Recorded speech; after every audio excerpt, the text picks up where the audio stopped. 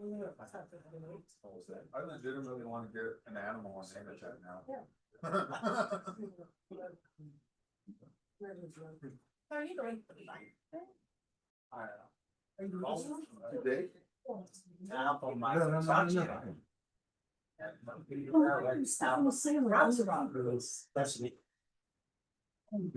You're the one eating right now. See, she get it. Very good. I'm not good at it.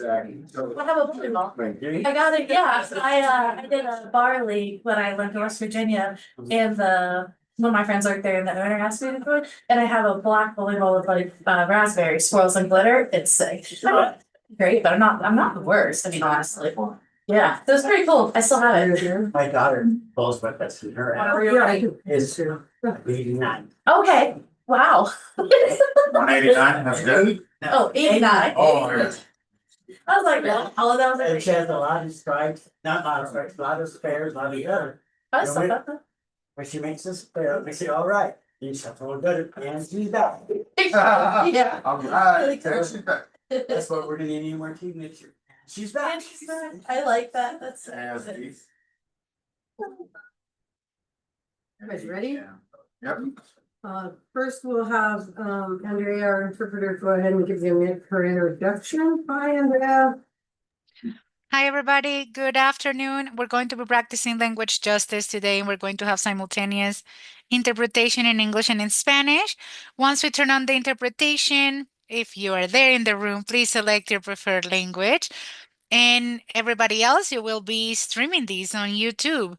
Si estás viendo esta reunión en este momento en YouTube, va a estar grabada en español. You can hear. No, I'll be able to turn off interpretation. She's not ready yet. Teresa said she can't hear her. Sorry, guys. We can hear you in the room, but it You looks like can hear me? Teresa can't hear you. Well, it seems that Teresa can hear the meeting, not me alone. Teresa, can you hear me? Okay. I assume that Teresa can hear anybody because she says we can't hear the meeting, but I just want to finish saying this in Spanish and then we'll just start the interpretation, okay? Esta presentación, esta reunión va a estar disponible en el canal de YouTube en el futuro, no en este momento, pero en el futuro. And now we can start interpretation. Thank you. Thank you. I will call the April 27th, 2026 work session meeting to the city council to order at 6:03 p.m. or 18:03 for those of us that know how to tell time. All council members are not present. We have council member Stain and council member Whitaker who are both out ill. I'm here. No, she's just. Items to be discussed. We'll begin with the presentation. Yeah, Teresa and Kathy can't hear. Audio. Yes, try the desktop. Can you hear us now, Teresa and Kathy? Well, Kathy doesn't have audio, doesn't like.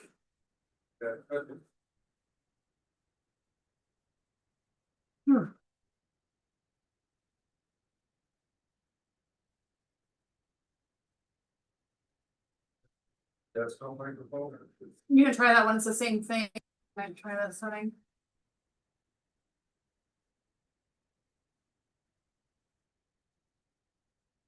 Can you hear us now?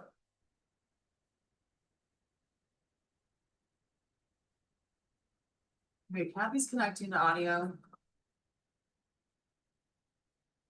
Kathy should be able to hear us. Kathy, can you hear us? Are they joining from a link? Can they call in? I think I can hear you. Perfect. All right. But Sorry. Kathy can hear us, so we're good. Okay. No worries, thank you. All right. Okay. All right. All right, items to be discussed. do you want to start? Yeah, Okay. so we're gonna start with document accessibility. So I'm sure many of you or all of you are familiar with ADA and making sure that things are accessible. So sidewalks, bathrooms, those kinds of things. But we're gonna talk about digital accessibility. And so making sure that we're removing barriers from our website for those that have disabilities and making sure that they can access the content just like anybody else. So there's different software for like screen readers and different text that you can put in for people that are deaf. They can see videos and like the subtitles and those kinds of things. So within ADA, they don't really have, or they didn't have regulations for how websites should be managed and make sure that they're accessible. So now they've come out with different standards, and in 21, there was a House bill that was voted on to regulate how websites provide accessibility. So since then, we've been working on our accessibility and making sure that we have different links. So at the bottom, you can see that we have like a form. So if somebody can't access something, they can submit an online form with us. You can open it up, that's fine. So you can go to our forum center, fill that out and request for things to be made, or accommodations to be made, or they can send an email. And we've also put in some other items on there. So if you see the guy down in the blue circle down here, that is our audio eye guide. So our audio eye guide can change the contrast of the website, so it can make it all black and white. It can change the font to be bigger font. Yes, it has all kinds of different ways to be able to see the information. Yep, change the text size to larger, spacing. So just trying to make the system or our website more user friendly. So this changes the website itself, but it doesn't update our like PDF. So a lot of people, when they're coming to the city's website, they're looking at forms, they're looking at PDF links, and those things aren't managed by AudioEye. So we recently came across software called Doc Access. And Doc Access is for our PDF. So right now this is a PDF that we put up, so the same agenda that you see that I email out to you. And within this, like, we put in different headers and we bold things, and we try to make sure that like a screen reader can go down. So how the way that a screen reader typically functions is with a tab button, and when they tab, it'll tell them if it's a header. And so by making the font different, it will tell them it's a header, and you can tag these and let them know that it's a header, and the screen reader will explain that. And then it'll tell you about the content within that like section of the document. So like under staff reports, it'll say like, this is staff reports, and then these items fall under your staff reports. So the city clerk, city attorney, city manager. But this specific document right now is not remediated. And so we had purchased licenses with Common Look because Common Look had the market when House Bill 21 came out. And Common Look, we had to literally go into every physical document. On our website right now, we have over 2,000 documents and over 10,000 pages to be remediated. And going in and doing one document took several hours because you literally had to label every item on that document, and you had to explain how a screen reader would travel through the document. So when you talk about like charts, you would have to explain like if there was a graph on there or like boxes within like a chart, you'd have to tell it if it reads left to right, up and down, and explain how to process that data. So it is very cumbersome, it's very technical, and the amount of staff time to take to remediate all of these documents was a huge undertaking. Our staff started doing training on it, learning about different disabilities and how like websites are accessed and how people are actually gathering this information. And you go from like people that have epilepsy, people that are deaf, people that are blind, people that are colorblind. And there are so many different little technical things that you have to change on every document. So with partnering with Doc Access, this is a great use case for AI. AI software to go into these documents because it can look at it and it can do some of this remediation for us. Right. So Reagan just turned on. So can you turn that off with us? So this switch up at the top. On any of our PDFs, if you turn it on, it is going to automatically switch it into an accessible document. This can be read with any of the software screen readers. And it, like you said, or like I said earlier, it changes the headings, it changes the different things, so it's easier to follow. And then it also on the other side, it has some other features within the document. So you can ask a question. You could ask it, what is an ordinance on second reading tonight? And it would give you, it would pop up and give you an answer. So you want to type something in there.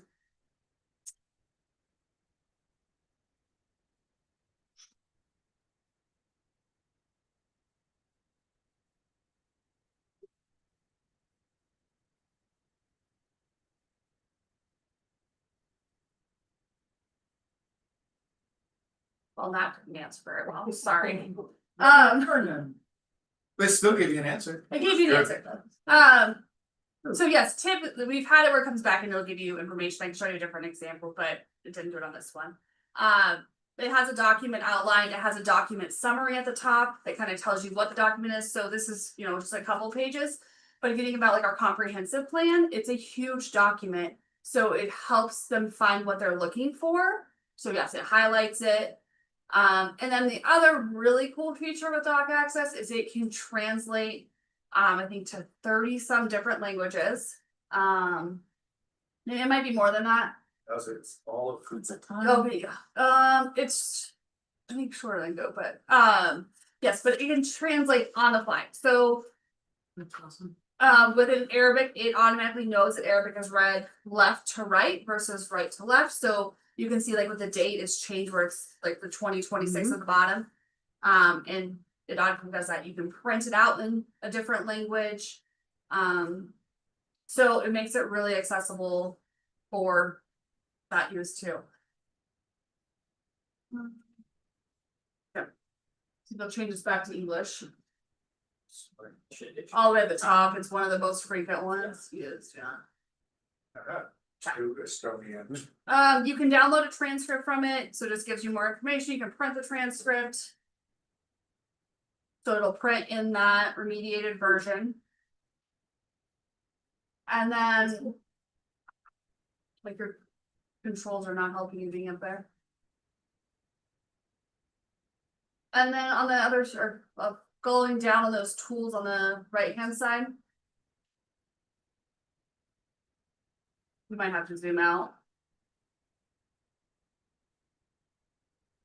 Okay, so if after all of the things have been changed and they got it on the accessible view and are still having trouble understanding the document and how to read through the document, there is disability assistance. It's free for the first 30 minutes.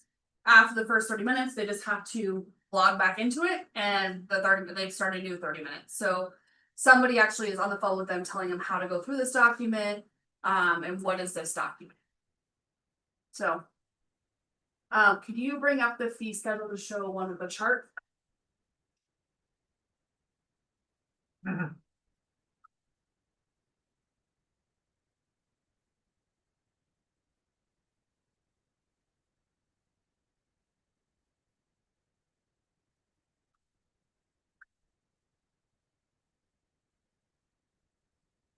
Scroll down, yeah.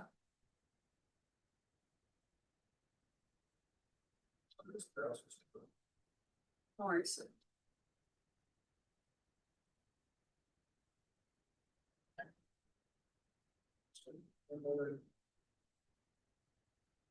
Okay, so this,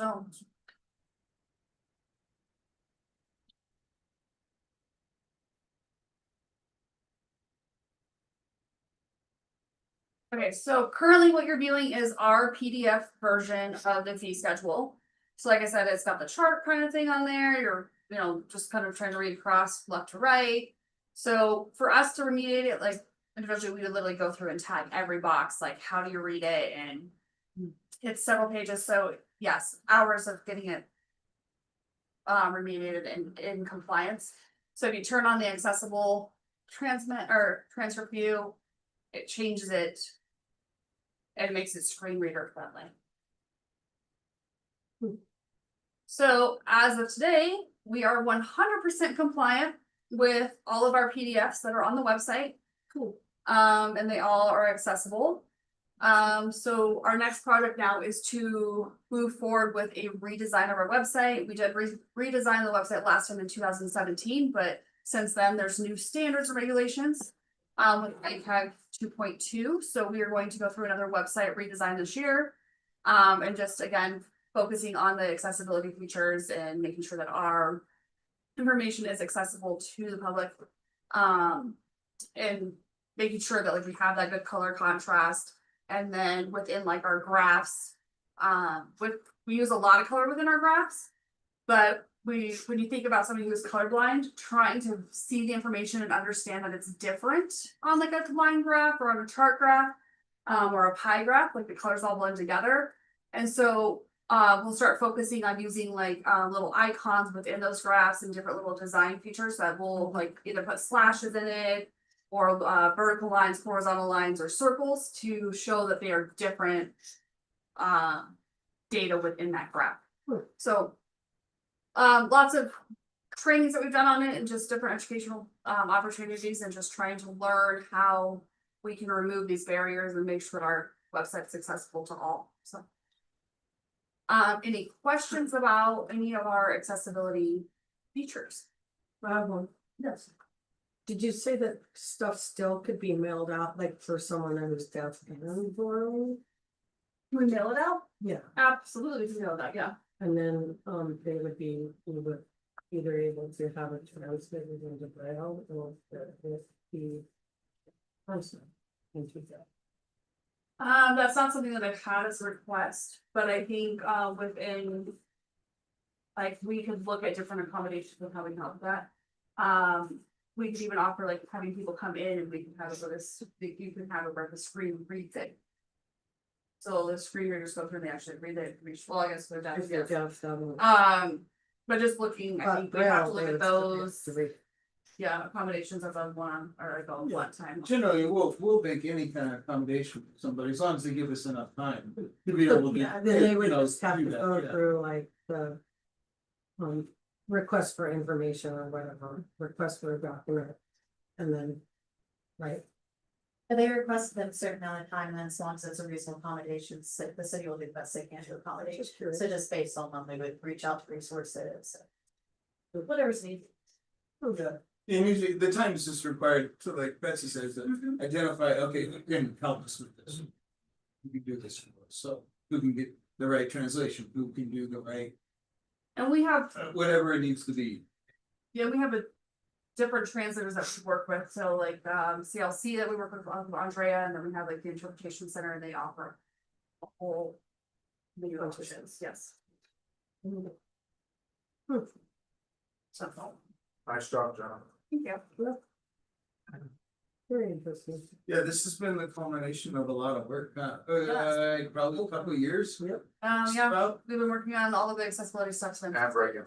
Yes, in Oregon, yes. No, it's a good job, Yes. yeah, and staff started on this a while ago, I think, really, I think what happened in the last years is the technology caught up. Yes. The regulations, so the regulations came out, and you guys gotta do all this stuff, and everybody's like, how the hell are we gonna do this, you know? As Jen was describing it, it was painful, it was horrible, long, you know, so with the technology kind of finally caught up and made it Yes. where everybody can now do this, yeah.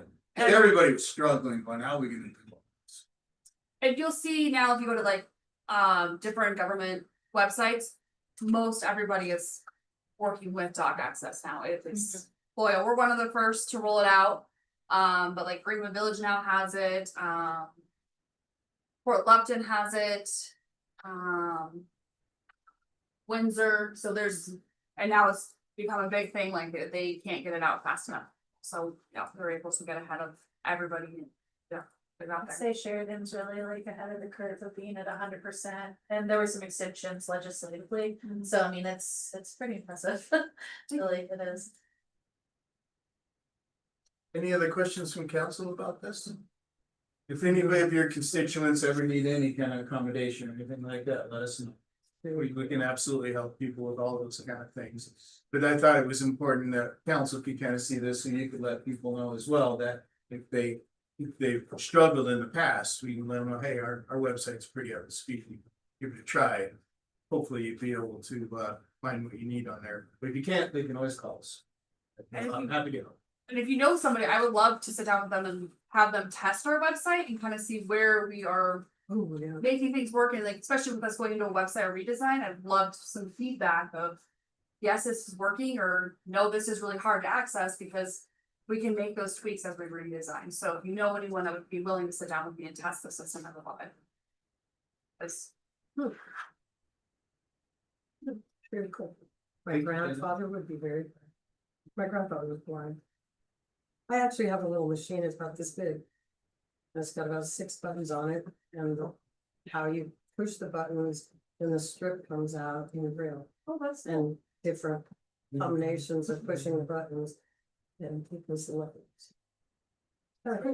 Yeah, when we had the I voting used to know how center, to use it. when we had the voting center here, we had a couple people that came in that are blind and were able to use the Braille option. Vote, which was really neat to see how they make those accommodations as well, so make things accessible. That's really neat. Cool. Thank you, Jenna. Everybody. Next item is to do an agenda review tonight. So talking about some of your action items that you have on your agenda this evening.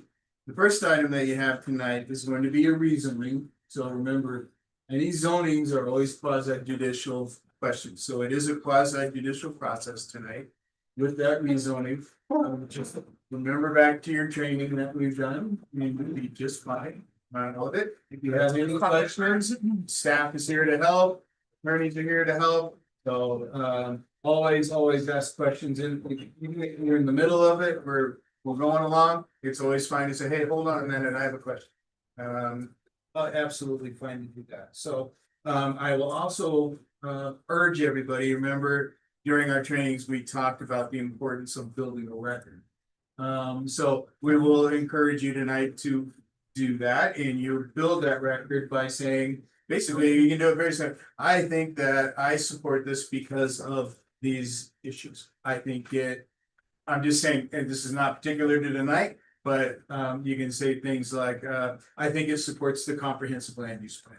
I think it is complementary to the adjacent property uses. I think that we need this kind of use in the city. So those kind of things like that. Everything will have already been mentioned in like Andrew's staff report. You know, it's gonna come out. So just if you're looking through that, you're picking out the items saying, I agree with this, I agree with this, or I disagree with this. I don't think it does. I don't do that. And can use that as a guide. And then at the end of the hearings, all that's when you're getting ready to vote. And you're gonna say, I support this or I don't support this, and here's why. Just build that record. Okay. It doesn't have to be a lot. It can be like just bullet point things, right? You don't have to go off on say a lot of different things. It's just you can just knock them right out. I like this, I like this, I like this. All right, don't like this, I like this. Whatever you guys can on that is fine. But along the lines of those, I have printed you out the factors from the staff report, so you have like a hard copy of it, so I'll make sure you guys have those up on the dais, right? and we can always staff can always help you with building that record as well. It's just important that we do that. Okay, so that is zoning. The other items that we have tonight.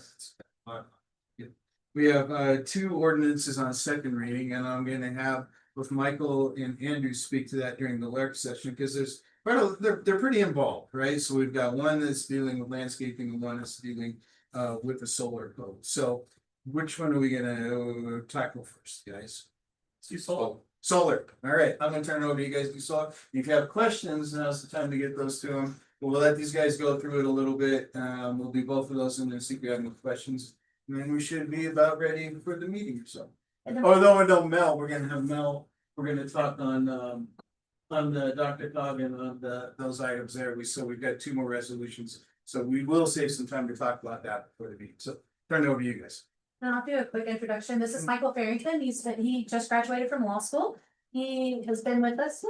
He's been with us since May of last summer. as a law clerk and working throughout the year, so once he's done and licensed, you'll all see him again in the fall, I'm sure. But he's been really involved in planning commission and getting his feet wet there, so he helped draft these, obviously. Our office Brittany and I looked over him and he's worked with Andrew, so that's a little bit about Michael. Richard, you want to introduce it? You want me to do it? Yeah, sure, I'll do a quick intro and then we can kind of walk through the actual ordinance. So we're excited to have this on the agenda tonight. We've been working on this for a while. So this project came about, through our 2023 Sheridan Sustainability Plan. We previously worked with SoulSmart, which was a free technical assistance program. It's currently on hiatus, but it might come back here in the future. Back in 2023, what SoulSmart did is they came in and they did kind of a code audit of our zoning code to see if we talked about solar energy uses at all, which we did not. So there was pretty silent on solar energy uses. So that was kind of one of the first steps. And we did that code audit and then we got the bronze status with the SoulSmart program. And that was in 2024. And then last year we got the silver status with SoulSmart. So we started looking at, how do we get gold status? So the code audit's kind of your entry level thing that you want to do, and then actually making the changes to your code, that's how you get to that gold status and move forward. So we kept moving that project forward. We met with Planning Commission here in January, February, and March. We had about 3 meetings with them. They previously received some presentations from SoulSmart back in 2024. So spent a lot of time working with Planning Commission on that, kind of getting them up to speed because this is all going to be housed in our zoning code. And then at our last meeting with them here in March, we kind of wrapped up the review and they passed a resolution recommending approval of which is this evening. So I'll turn it over to Michael, but before I do, I think generally, while this is something that came out of our SoulSmart kind of engagement with that program, really reflects how we've already been reviewing solar permits as they come through the city of Sheridan. So we do quite a bit of solar permitting work, and I think this really just kind of puts it all in the code and says, these are what the rules are. There's no guessing. If you're a salesperson working for a company or an interested resident, you can go online, you can find it. So.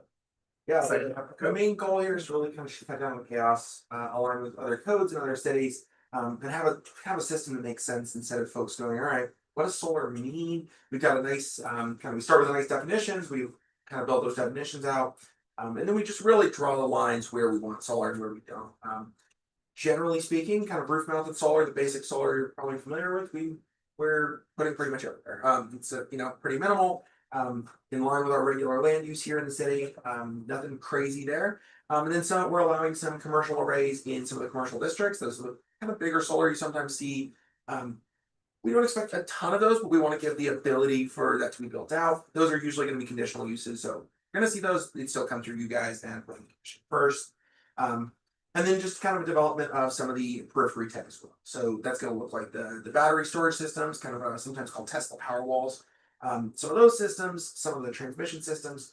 The main goal here is just to give real clear standards for how it's going to be built out, how it's going to operate, so that the planning department isn't having to kind of make ad hoc determinations as these applications come in. And we do have a lot of applications. Over the last 5 years, we've got about $1.4 million in solar development in the city. So it's something that's growing and it's a good place where we can build out. And having kind of clear ground rules helps us both and folks interested. Finally, we just kind of create some non-conforming systems. We kind of go, all right, well, if you built it beforehand, and our new rules are a little bit outside, we give them a path to get those back in code compliance. We don't create a bunch of non-conforming areas. And then we just kind of amend the code to match that where it's remaining. There's gonna be a couple places where it's conditional, a couple places where it's just permitted. That just gives those clear names. Sorry, Michael, can you slow down just a little bit? Yes, Sorry, thank you.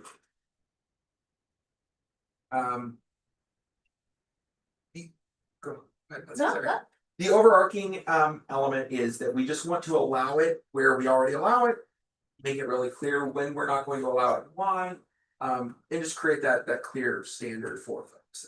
It's a pretty technical ordinance in terms of how the code will actually work, but it's not something that's super unique by any means. We're following SoulSmart and a number of other jurisdictions that have done this ahead of us. Does anyone have any questions that I can answer about how this works? I have solar on my room. Yeah. Is it in compliance? It will probably be in compliance. Hate to say. Let's look out the window. Yeah. And one of the nice things about this ordinance is we say in there, if you had an existing system at the time we approve this ordinance, it's, considered like conforming basically. Now, if you were gonna go and add more solar panels, you probably have to follow the rules in here. But again, like I said earlier, this is pretty much how we've been interpreting things as we've been reviewing solar permits for years now. So I don't see there being any really big changes, especially for the residential systems. Especially for the residential. Yeah, I think really the biggest change you'll see in here, two things. The first one is allowing kind of a primary use for solar in a commercial light industrial or a heavy industrial district. So that's kind of that solar farm, right? Where they put out a bunch of solar panels and that's the primary use of that piece of property. So that'll be a bit of a change. And then something else we added that I think was a bit above and beyond what SolSmart was asking for, were the battery energy storage systems, or BESS is kind of the acronym. So I think that was kind of the urging of the attorney's office is like, hey, this is becoming a more common thing. You're generating all this solar power. Now people want to store it with batteries. So we're kind of getting ahead of the curve on that one, which is really nice. And putting a lot of guardrails around this too. So for those commercial systems, they still have to come back to the city and go through that conditional use permit process if you want to go into the light industrial or the heavy industrial district. So that gives us, I think, more protections than we have today, which, today if somebody came in and asked for one of those, it would be kind of unclear what the process was, if they would be able to just go ahead and do it, or if they'd have to get approval. So I really like that. But it kind of This creates kind of nicer guardrails, and because it sends these to you folks rather than just kind of leave them in the building department, give you guys the ability to look at it and go, this is really not a good spot for this. It doesn't fit the comp plan. We don't think it's fits within this use. Really not no.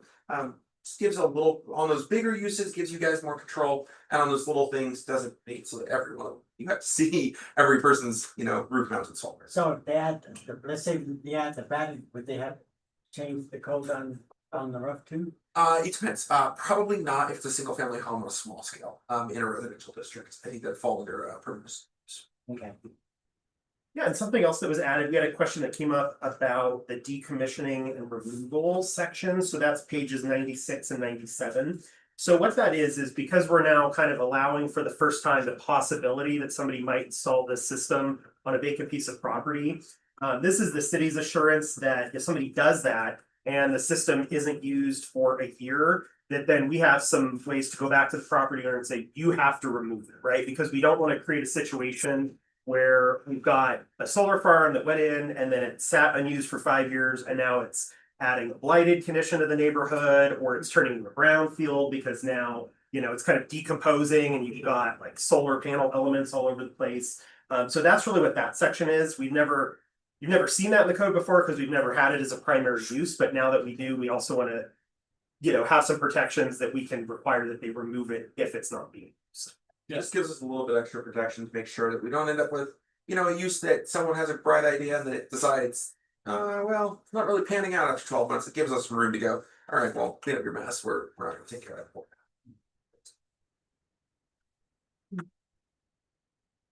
Any other questions we can answer? I think it should be okay. When I read through it, of course, I was thinking, solar for my own house. But, this school district is, getting the buses. And they're doing the bus. On the It's bus a- barn? Yeah, it's a solar canopy, and as far as I could tell, that was this. Solar canopy, yep, I was specifically thinking of solar canopies when I was doing this to make sure they were allowed, so that we didn't have. We don't want to be a barrier to, more energy independence in the city. So that would be cool, yeah. Yeah, this would be nice to have, as Andrew says, this would be reassuring to have this in there, because we do have a lot of interest. Right. And we receive a lot of applications, and it's nice to have something that we can now refer to. Or for others, like you said, if you have a solar company that's coming in wanting to do a project, now we can go, there you go. And not just have to say, well, we don't know. The only other thing that would be nice would be, Arapahoe County used to have a program that you could, kind of like the, Brothers Redevelopment does, house painting and repairs and that kind of thing. there was a company that did solar panels for people. They stopped doing that, I guess. Rapid County stopped it. So it'd be kind of nice if we could find a way to write a grant to help people get that. How about it? Yeah, What happens find it if out. they have to replace the panel? Would they have to go through the? They Oh, that's a would, good question. but if it's in kind of a, so if it's just a, it's just a person like you and I, single family home in a commercial, in a Or residential add panel. district. Or add a panel. Yeah, you're just going to, it's permitted, so you're gonna kind of, you will have to apply, but it's gonna come through pretty. No need to come to a public hearing or anything. Okay. They'll go through building code. Again, Ernie, we don't want it to be a barrier for We really anybody. We want to accommodate what's already there and just make it possible. It's more giving direction to people rather than trying to be, it's trying to be permissive, not restrict. Okay, I'm just wondering. Yeah. I'd say one of my panels go out, but I have to come and say, hey, I gotta put a new panel up there. Sure. Not through the But land use code. I think if you're replacing like for like, I think you're good, right? You're not gonna have to do much. Yeah. Generally, yes, and so one of the reasons it needs to come through the permitting process with us. It's not so much, we don't do electrical permits here in Sheridan, that all goes through the state. The important thing is that the structure that you're putting the panels on, because they're kind of heavy, that it can support those panels. So that's really what Jess is checking for, is to make sure that you're not gonna load up your roof with a bunch of heavy panels that are gonna collapse the roof. Yeah. So it's really a protection for you as a homeowner to make sure that whatever you're putting on, because commonly you'll see these go in garages, like maybe some accessory additions, things like that, where you want to make sure it's not gonna collapse. Okay. Yeah, so you're gonna have to go through the planning department, but you're not gonna have to come see me in legal, it's not gonna be a hearing, nothing like that, it's gonna be pretty streamlined. I'll just wait till a week when you guys are not watching. One of the, I just don't wanna see you, I don't wanna look out the window, see you crawling around on the road or something Yeah. crazy like that. No, you stay off your road. Yeah, and you can see from your window. I'm checking. And then one of the final reasons we wanted to do this is earlier in the year when we kind of clarified the code, we said, all right, well, uses that we're not allowing, we're gonna go ahead and say are disallowed. You have to ask us for. We inadvertently, because we didn't have anything in the code about solar, really made it seem like maybe solar wasn't allowed anywhere. And so we really wanted to provide this very kind of affirmative support for solar. So, since we can't turn that into turf, apparently we can't turn it into a solar farm back there. Out here, Out in front, yes. Jeremiah wants to turn it into a parking lot, so I don't know about that. We need more for Sheridan celebrates, yeah. But we don't need to rip out the lawn just for Sheridan. I agree. I agree. All right. Well, should we talk about I the would say- ordinance now? Let's say that. That's a nice segue into landscaping. All right. Landscaping. Go ahead. This one's a little bit more narrow. It's also a little bit of a kind of a technical change. A few years ago, the state passed a law saying that we need to implement kind of their state law for invasive species, weeds, and non-functional turf. The goal was to minimize water waste. We already do a lot of that in Sheridan, so this is a pretty minor update. But what this does do is it's going to go ahead and narrow where non-functional turf, which is defined in the statute, it's basically decorative grass that doesn't serve any purpose whatsoever. It's just grass for the sake of grass.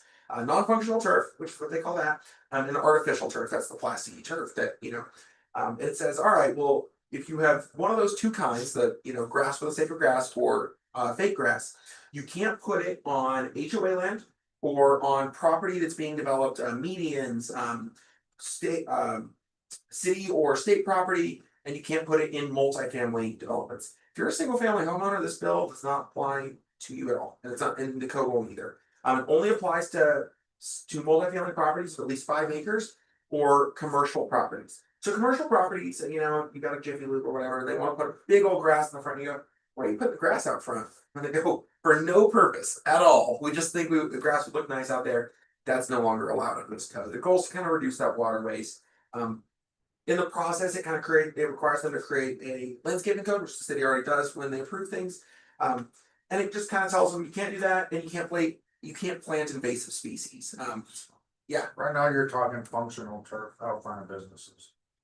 non-functional. Functional, if it's functional, so if they tell you, they go, yeah, we have that because we love to let the kids play football in the front of the turf. Out, It seems arbitrary, yeah, is there like a clear definitions between? there those two? is a there's a definition in the statute, which is what we went with. Functional turf is, let's pull it up. I have that nice definition here. Let's see, what our definition of functional turf. Functional turf means living grass or other living ground cover that is installed and maintained for active human use, recreation, or organized play, and is located in an area designated and intended for such activities. It does not include primarily for aesthetics, visual buffering, passive open space, or decorative landscaping.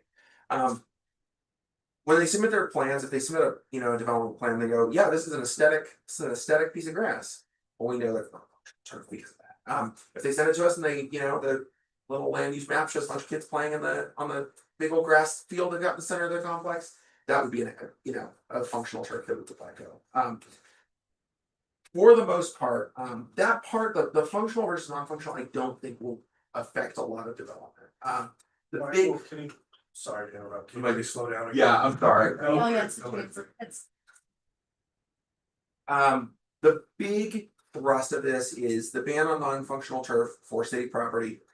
So the city can no longer decide that we want a bright blue football field that's made of artificial turf. We can no longer decide that we want to replace all the turf out here with fake grass. And if we were going to build a property like this again, like another city hall, and we built all this grass, and the reason was just we thought it looked nice, we can't do that. Or we have to pick another landscaping that's less water intensive. And then the invasive plants, there's like 6 of them in Colorado. It's not a lot actually, but we're not allowed to plant, say, milkweed as part of it. It's not really won't affect us. It's not a huge issue here. You just don't see a lot of these plants planted the same way. And we already actually had them banned. I just went ahead and defined them actually a little bit more narrowly. Before we just said no invasive plants, but there's no definition. We just adopted the state definition of invasive plant because it's a little more narrow, kind of manageable. Technically, aspens are considered invasive in some parts of the Front Range.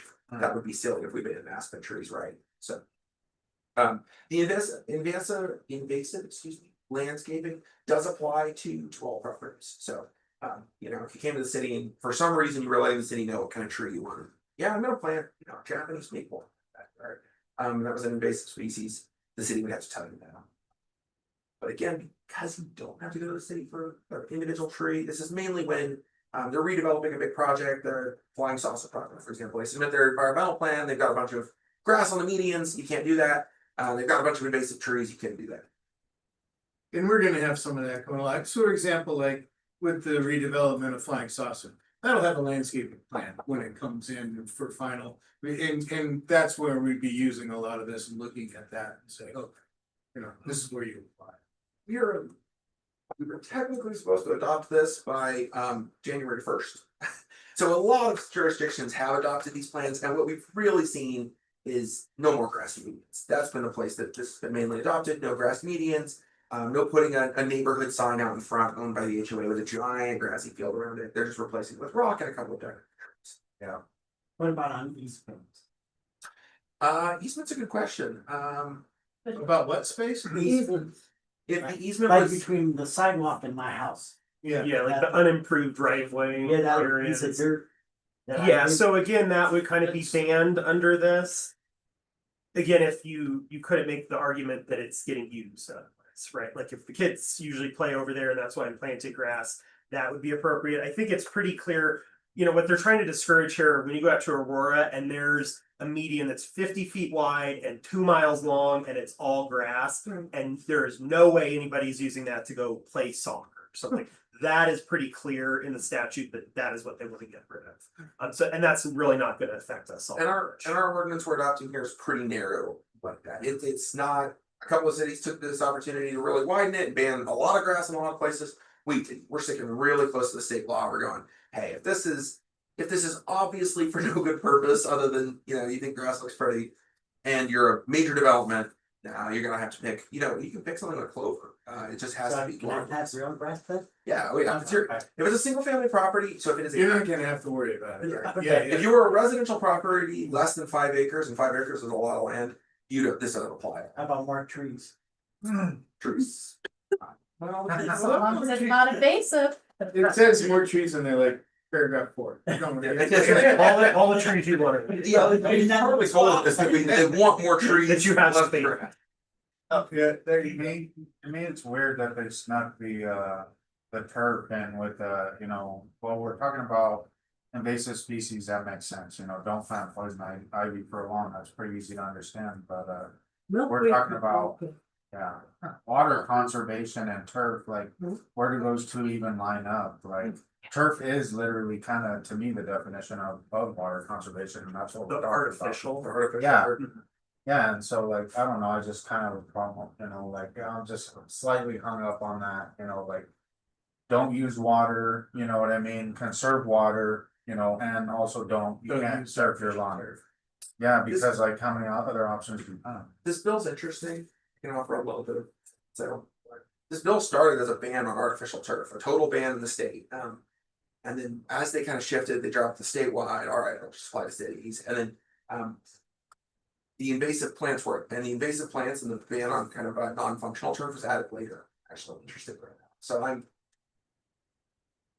I think the water was a little bit of a post hoc justification for some of the other additions, so it was a little bit of a mishmash of a bill. One of the jokes down at the Capitol is that the writing gets worse the closer to May 5th it gets, and this bill was passed on May 4th. So there's elements of it that are a little chaotic. But you're right, Anthony, there are some disconnects, it seems like, right? Right. Yeah, and I guess, you know, just speaking out loud, like, part of me just wants to say, oh, well, it's just businesses. You know, that's fine, you know, we'll just pass it through, but that to me kind of shows my bias because I'm a homeowner, you know, who cares about my family at home, you know, not about my business. You know, Right. And that's why I'm like, okay, just let them suffer, but then we're telling them, you know, conserve water, don't water your grass, and also don't use artificial turf, you know, so like still, I'm like kind of hung up on that. I hear you. Unfortunately, we don't really get to make the choice. So we, like Michael said, we did exactly what the state told us to do and nothing else. We're gonna have to push something like this through in some form or another as far as the dirt, because of state. So this is it. This is the, yeah, so what we're passing tonight is what we need to do to be compliant with state law. There's nothing else from a policy standpoint in here that we really get to decide on. Without running a So foul of the state. It's mostly just taking what the state said we had to do and putting it in our code. And if, you know, the one thing too, and this is not an answer that obviously you want to hear, but if you are really concerned about that, a good way to voice that is maybe write an email to CML or something and tell them, hey, here's why, and that could be helpful for them, say, for the next session, if this becomes something of interest that they could try to amend in their future life, because it's a state. So that is a way to kind of use some of the resources y'all are part of. Especially as elected officials, so, yeah. Yeah, and It's it's not got the best, knowledge of but- turf now, you know. It looks like. Real stuff, so like. With the soccer folks that are coming in Soccer City, yeah, it's gonna be turf. Yeah, well, and there And are, that's. Yeah, there's it's functional. provisions that allow for That's athletic it. fields. So- Yeah, it is functions. Yeah. So, Yeah. Yeah, What happened if you put turf in your front yard? your front yard, doesn't You're apply. fine. It doesn't Okay. like it's first not residential It's yet. none of your business. But this is- Just wondering. Yeah, this is aimed to be as narrow as possible, really minimize the impact here at Sheridan. And I have my own thoughts on what they should do with the state law and how they should change it, but this will get us into compliance and kind of avoid any issues when we're applying for grants. And I don't think we'll see too much impact from this in the city at all, and a lot of, developers now are coming out, especially commercial developers, they're avoiding putting grass in anyway. Sure. Right now, because it's just one more system that they gotta maintain. Yeah. So it's, I don't think that we're gonna see too much heartburn over this, Yeah. right? But, so we wanna use this and more encourage, maybe we want a xeriscaped area there rather than that. So it's still nice, right? It looks good, but it's not gonna be the, full cost. But also, they made that by rock around the whole building. Yeah. My grandson had fun with it. So he Uh-huh. was over and throw it. Any other questions on this one? No. Okay, thank you guys, appreciate that. Mel? You wanna hop on up here? Yeah, we're gonna have Mel walk us through our last two agenda items for you tonight. One is with a resolution to become a subrecipient for a grant from Dr. Cog, and then an IPA with the city of England to spend all that money. Yes. All right, take us away. I'm gonna kind of talk about them at the same time because they're essentially the same thing going in front of you, just two different things. So the city of Sheridan applied and was awarded $300,000 of no match grant money from Dr. Cobb to advance building electrification. That's the parameters of the grant. It has to go towards building electrification within the community. And Mel got that grant. Ooh, team effort, team effort. She led it. This is, thank you. This is a multi-year grant, so 2026 to 2029. And I'm gonna walk through some of the things that we've requested. And then I'll lead into the IG at the very end. So, with the grant money, we have set aside for each of those 4 years, 2026 to 2029. Staff training, so this will cover anything from in-house to external staff training that we want to do related to energy code, building code, anything that relates to building electrification they'll cover. And this also covers any conferences and travel related to building electrification that staff want to take. And this covers per diem, lodging, airfare, like Sheridan doesn't spend a single penny with this grant funding for it. Another thing is third-party energy code assistance. So the city of Sheridan will be updating their energy code in 2027. So we're going to use some of those funds to have a third party in there to help with our update. So that'll be a huge relief on staff to get that third-party help.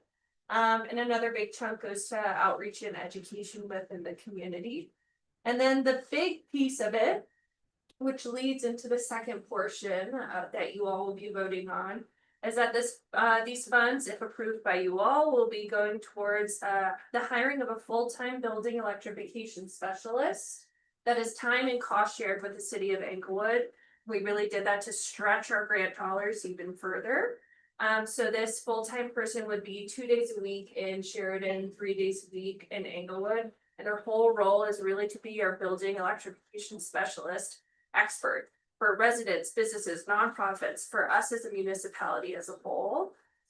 For even folks in the sustainability, like HVAC, electricity space, the rebates and programs coming out for building electrification, they're coming out like hotcakes in a good way, but they're changing a lot. We really want to dedicate a person to be knowledgeable about that, so our residents know the latest and greatest that's available to them. And they'll also do a lot of education and outreach as well, be our boots on the ground person.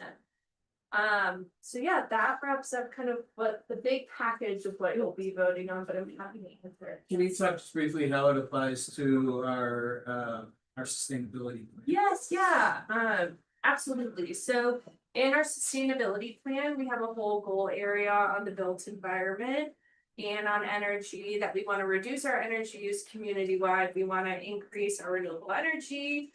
We also have a lot in there about community resilience and engagement. So this hits all of those.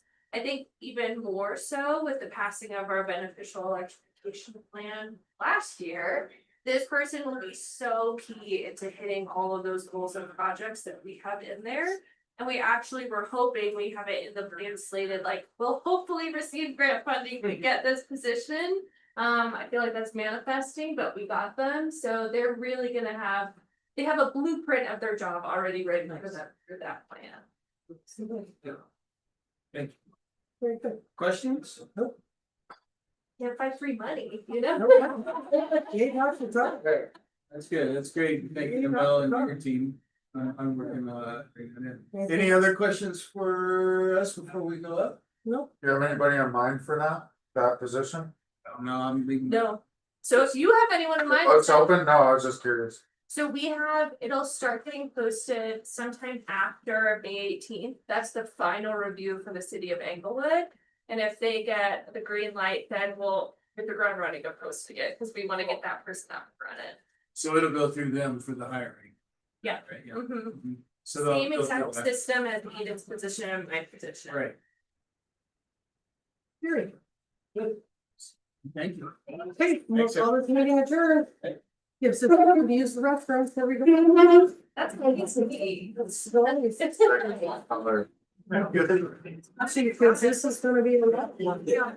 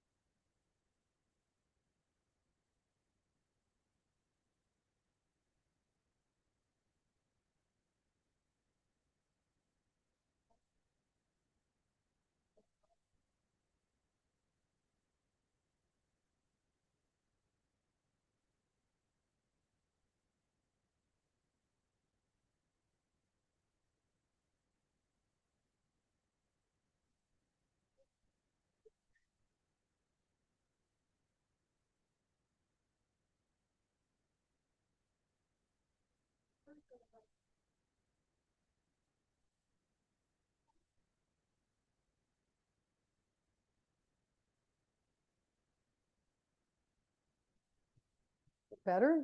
Yes, better. Okay, now the light turned green. Um, I'd like Andrea, our interpreter, to go ahead and give an introduction. Thank you. Good afternoon, everybody. We're going to be practicing language justice today. We're going to have simultaneous interpretation in English and in Spanish. Please remember to speak at a conversational pace so that I'm able to interpret everything accurately. If you are watching these right now, you should be watching these on the YouTube channel, and I'm going to say this in Spanish so that our Spanish speaker viewers can have the same information. Y hola a todos, vamos a practicar la justicia del lenguaje el día de hoy. Vamos a tener interpretación simultánea en inglés y en español. La grabación de esta reunión en español puede ser encontrada en el canal de YouTube de la ciudad de Sheridan. And host, we can start interpretation now. Thank you.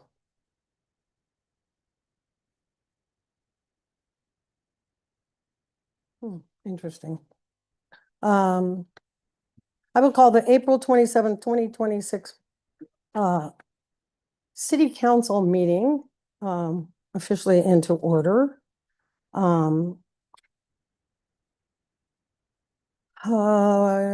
Next we have roll call, but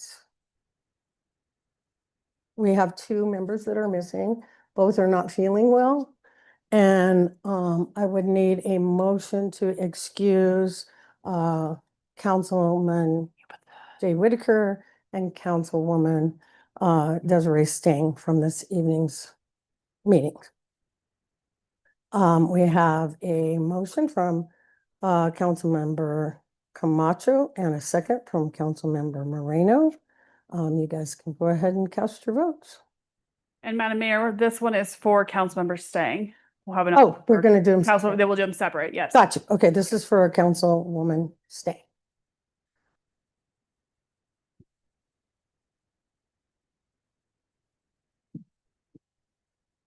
That passes unanimously.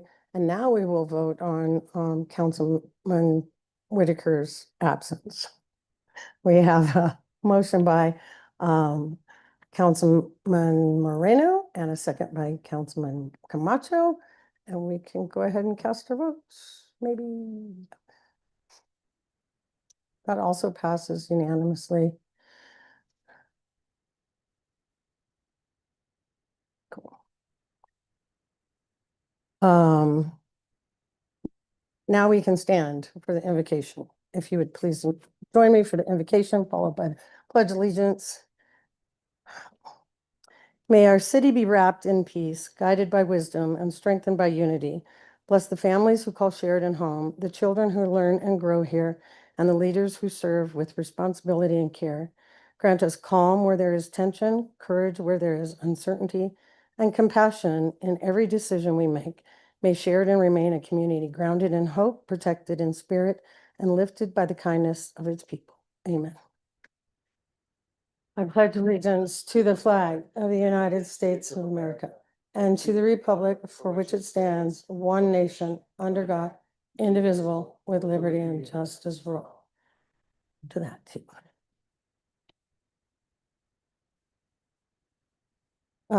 Next, we have the agenda approval. Are there any changes? No changes to the agenda, Madam Mayor. Next, we have the financial reports. Are there any questions on the financial reports?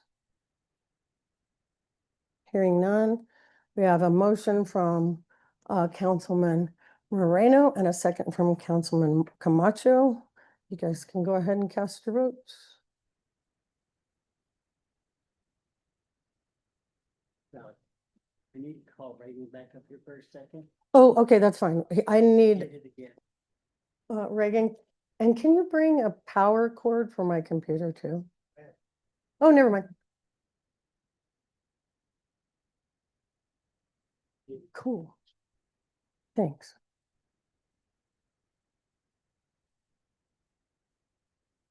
For you.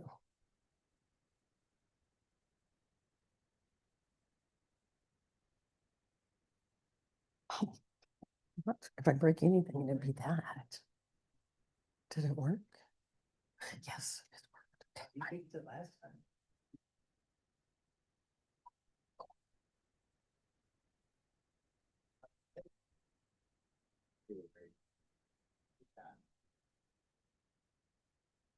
Good.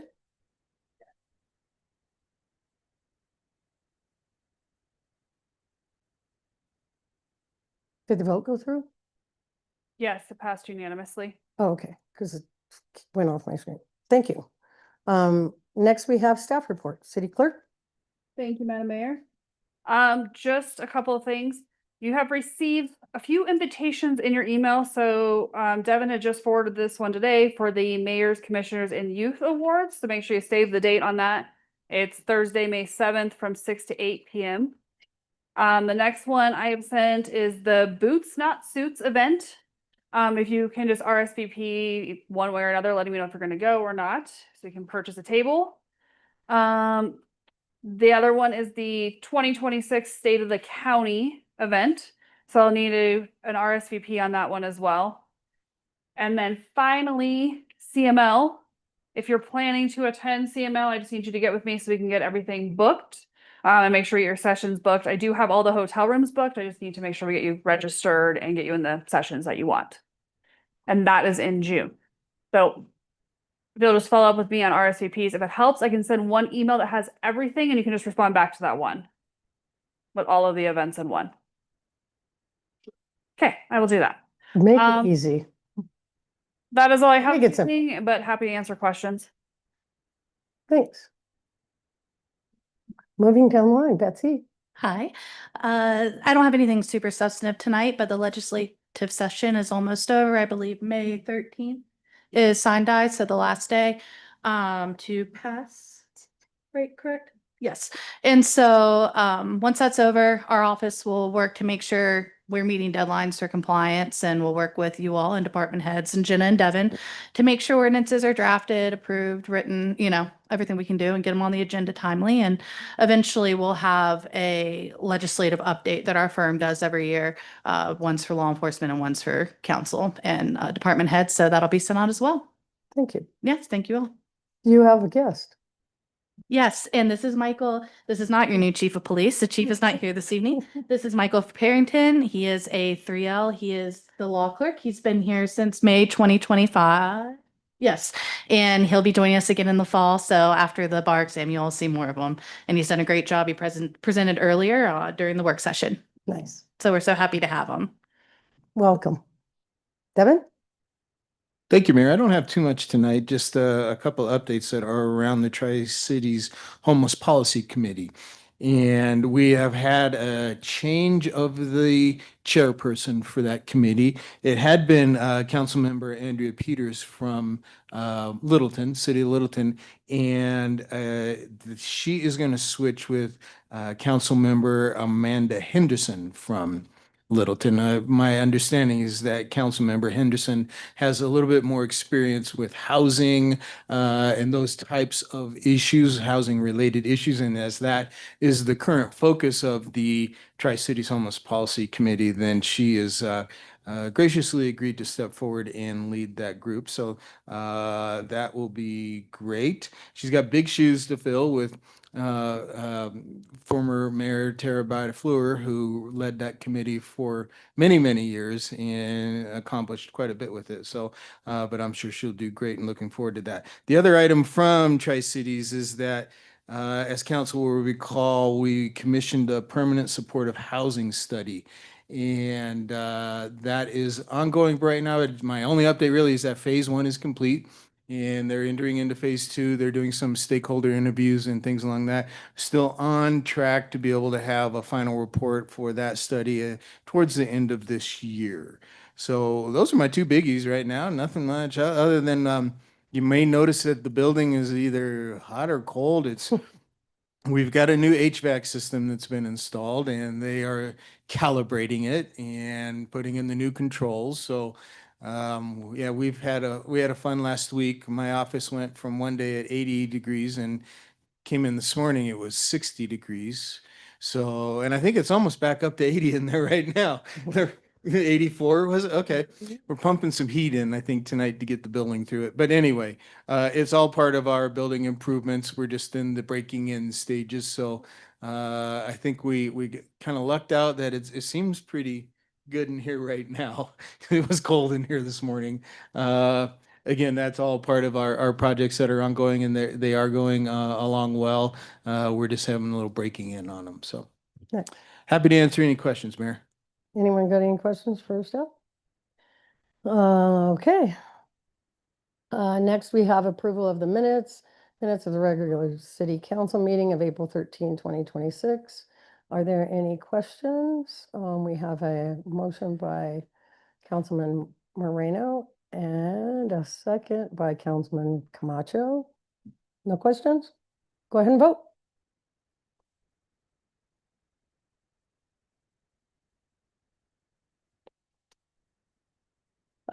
Next, we have the consent agenda.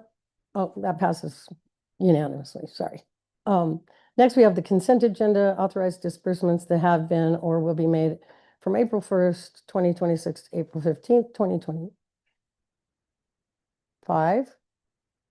6. In the amount of $1,116,289.57 per the referenced and attached transfer of funds. Any questions? I have a motion from Councilman Moreno and a second from Councilman Camacho. No questions, go ahead and vote.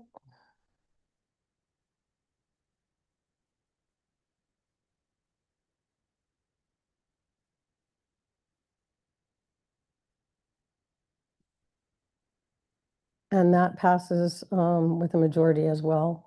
Now I have to read a lot. I got this. Be patient because there's a lot. We are fixing to go into a public hearing comment notice. Each speaker at the public hearing will have a maximum of 2 minutes to speak. Sign in for comments on the proposed rezoning of 3860 South Lowell Boulevard will be available on a first come, first served basis starting at 7 p.m. In the council chambers, all participants must sign in before speaking. Speakers cannot give their time to someone else, and remote comments via Zoom are not permitted. You must attend in person to share your comments. I would like to, at this time, call this public hearing to order at the time of 7:21 p.m. Or 19:21 p.m. for those of us that know what we're doing. My name is Sally Daigle, and I am the mayor of the city of Sheridan, and I will be presiding over this hearing.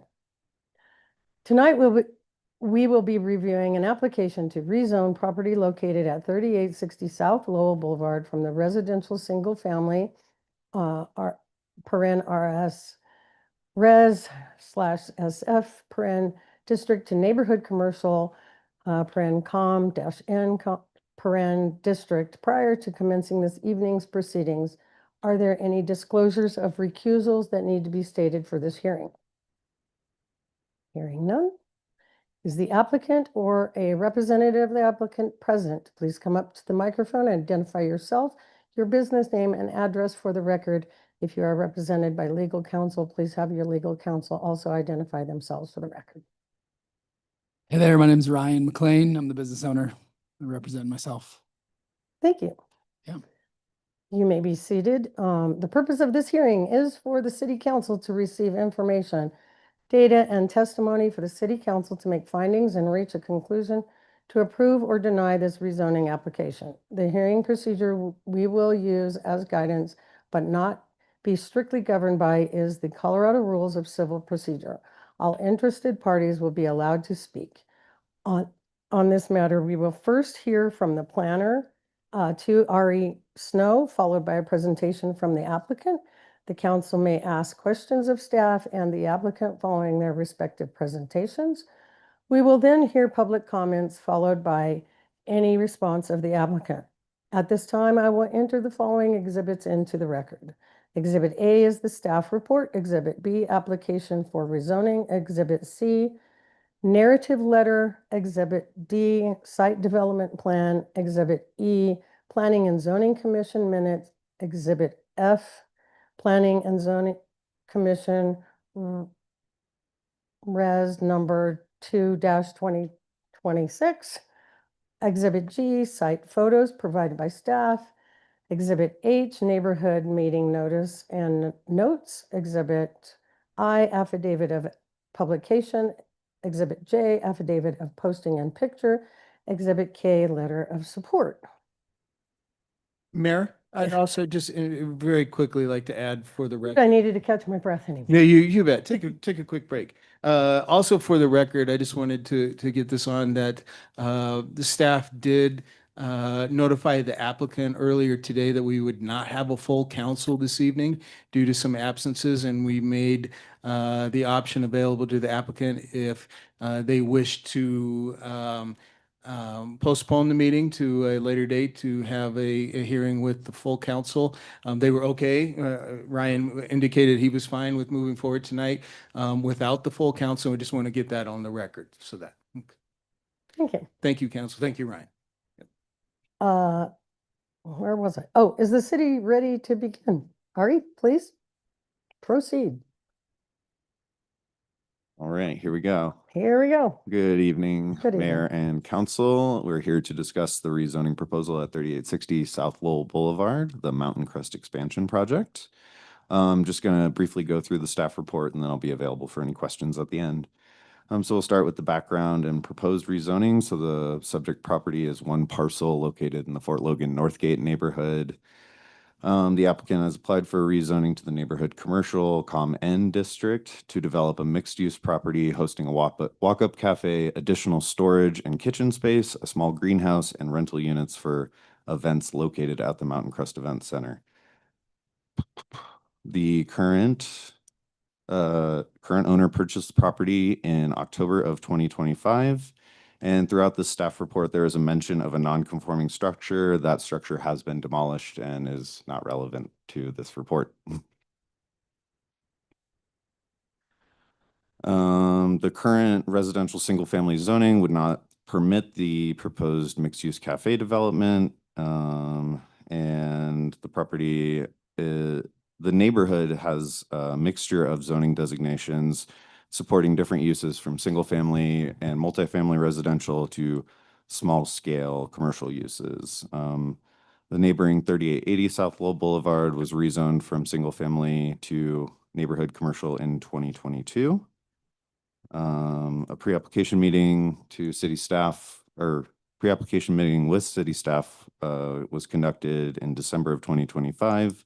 Neighborhood meeting for the project was held January 7th of this year, and the formal rezoning application was filed the very next day on January 8th. I'll now briefly go over the current or the zoning and land use in the area.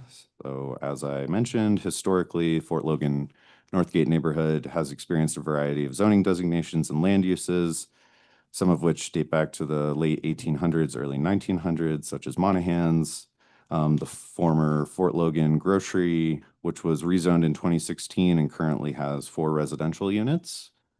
The property located at north of the subject property at Lowell and Milan was rezoned in 2020 to accommodate 3 residential micro units and allows for some limited commercial uses like artist space. Sheridan Hill Boarding House was rezoning was approved in 2021 to allow multifamily conversion. Still waiting on that one. And as I mentioned briefly, Mountain Crest Event Center was approved for its rezoning in 2022 to allow for an accessory commercial kitchen on site. I'll point your attention to the map on page 49 of the packet. Just briefly go over the adjacent land uses and their zoning designations. So to the north, it's a single family home. It has planned unit development, zoning with underlying commercial, neighborhood commercial. To the south is the Mountain Crest Event Center, which has neighborhood commercial zoning. To the east is a single family resident with single family zoning. And to the west is the Fort Logan Cemetery. So if you just look at that image of the map, this subject property is the last parcel on that side of the block that does not allow for some commercial use. So it would kind of bring the block into conformity there.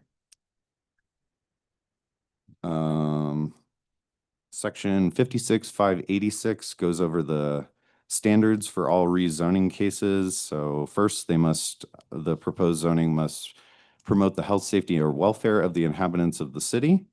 And staff believes it does that by promoting a more walkable development for residents, students, and employees in the neighborhood, while also providing additional food options. Additionally, the historically blighted site will benefit from some much needed redevelopment to better highlight the curb appeal of the neighborhood. And then one additional factor, staff believes that the proposed zoning is consistent with the goals of the comprehensive plan, and in your staff report, we've identified multiple goals and objectives that this rezoning would accomplish. I'm going to point to 2. Let's see, that's goal NN. So that's Northgate neighborhood, just for your information. And that's 1.1.4. That is the goal to rezone properties as needed to better promote a neighborhood commercial business environment. And then community goal 3.1, which is to promote the development of new retail venues to sell fresh food where healthy food access is a challenge. And with one other restaurant in the neighborhood, you could assume it's kind of hard to get food in that neighborhood.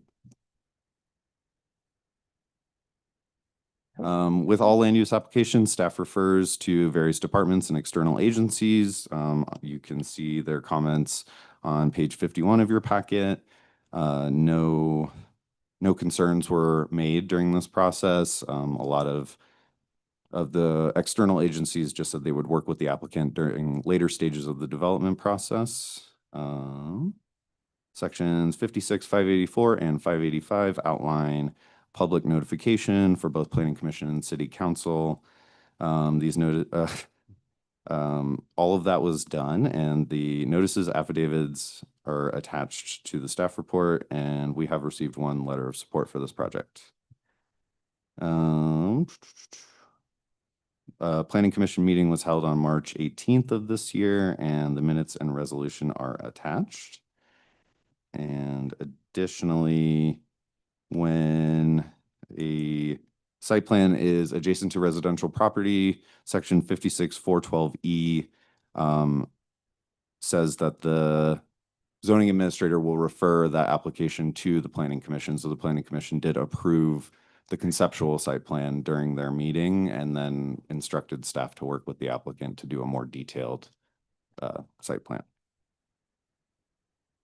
All of that to be said, just briefly read my staff recommendation that we recommend that City Council approve this rezoning request from residential single family to neighborhood commercial, subject to the following condition: that the owner of 3860 South Lowell Boulevard execute a development agreement with the city to address reconstruction of RTD stop 15102, which is the stop outside of the event center.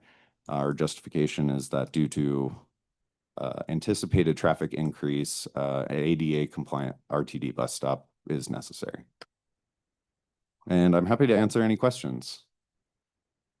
Does Yes. anyone have any questions? Seems like there's a stop right across the street, is there or no? Yes, and it drops you off in the ditch. But Yes. that's on the Denver side. That's Denver. And their stops are parallel typically. Any other questions? The Denver stop. You said recommend approving it, and what about the stop? Can you say that again? Yeah, so we recommend that you approve the rezoning regardless, with the condition to enter into the developer to enter into agreement with the city to reconstruct the stop to come into ADA compliance.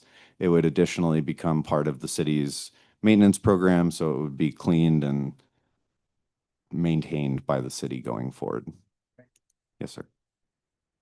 All right, do we have an estimated cost of what that might be? Yeah, I have a cost estimate from the city engineer using the 2020 budget from when we did a lot of the bus stops in the city, and then just broken down, divided by X number of stops and adjusted for inflation.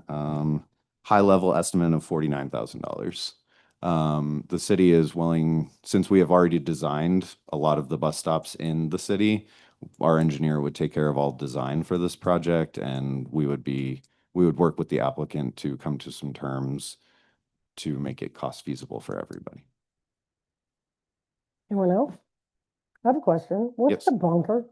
The bunker? Yes. So did you see the picture in the staff report? Mhm. I think the applicant could speak more closely about the bunker, but I got to tour the bunker, and it was very impressive structure, precast concrete. You could probably fit a really nice bowling alley in there if you wanted to. It is remaining, so it is structurally sound as far as we know. Hmm. Yeah. Cool. Yeah, it's pretty cool. We'll ask Ryan when he gets over it, if he knows. What was it originally? I think it was a manufacturing. There was like a sign manufacturer up the street, so transmission shop, Oh, that's so boring. I was thinking, there's like fallout shelter. bomb shelter, fallout shelter. or, you know, like World War II art is stored there. Yeah, I was kind of hoping, but that's really boring. Okay. Anyway, anybody else have any questions? Cool. Thank you, Ari. Thank you. Now we will hear from the applicant.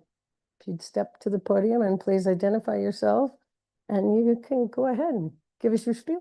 Hey, everybody. My name's Ryan McLean. I'm the owner of Mountain Crust.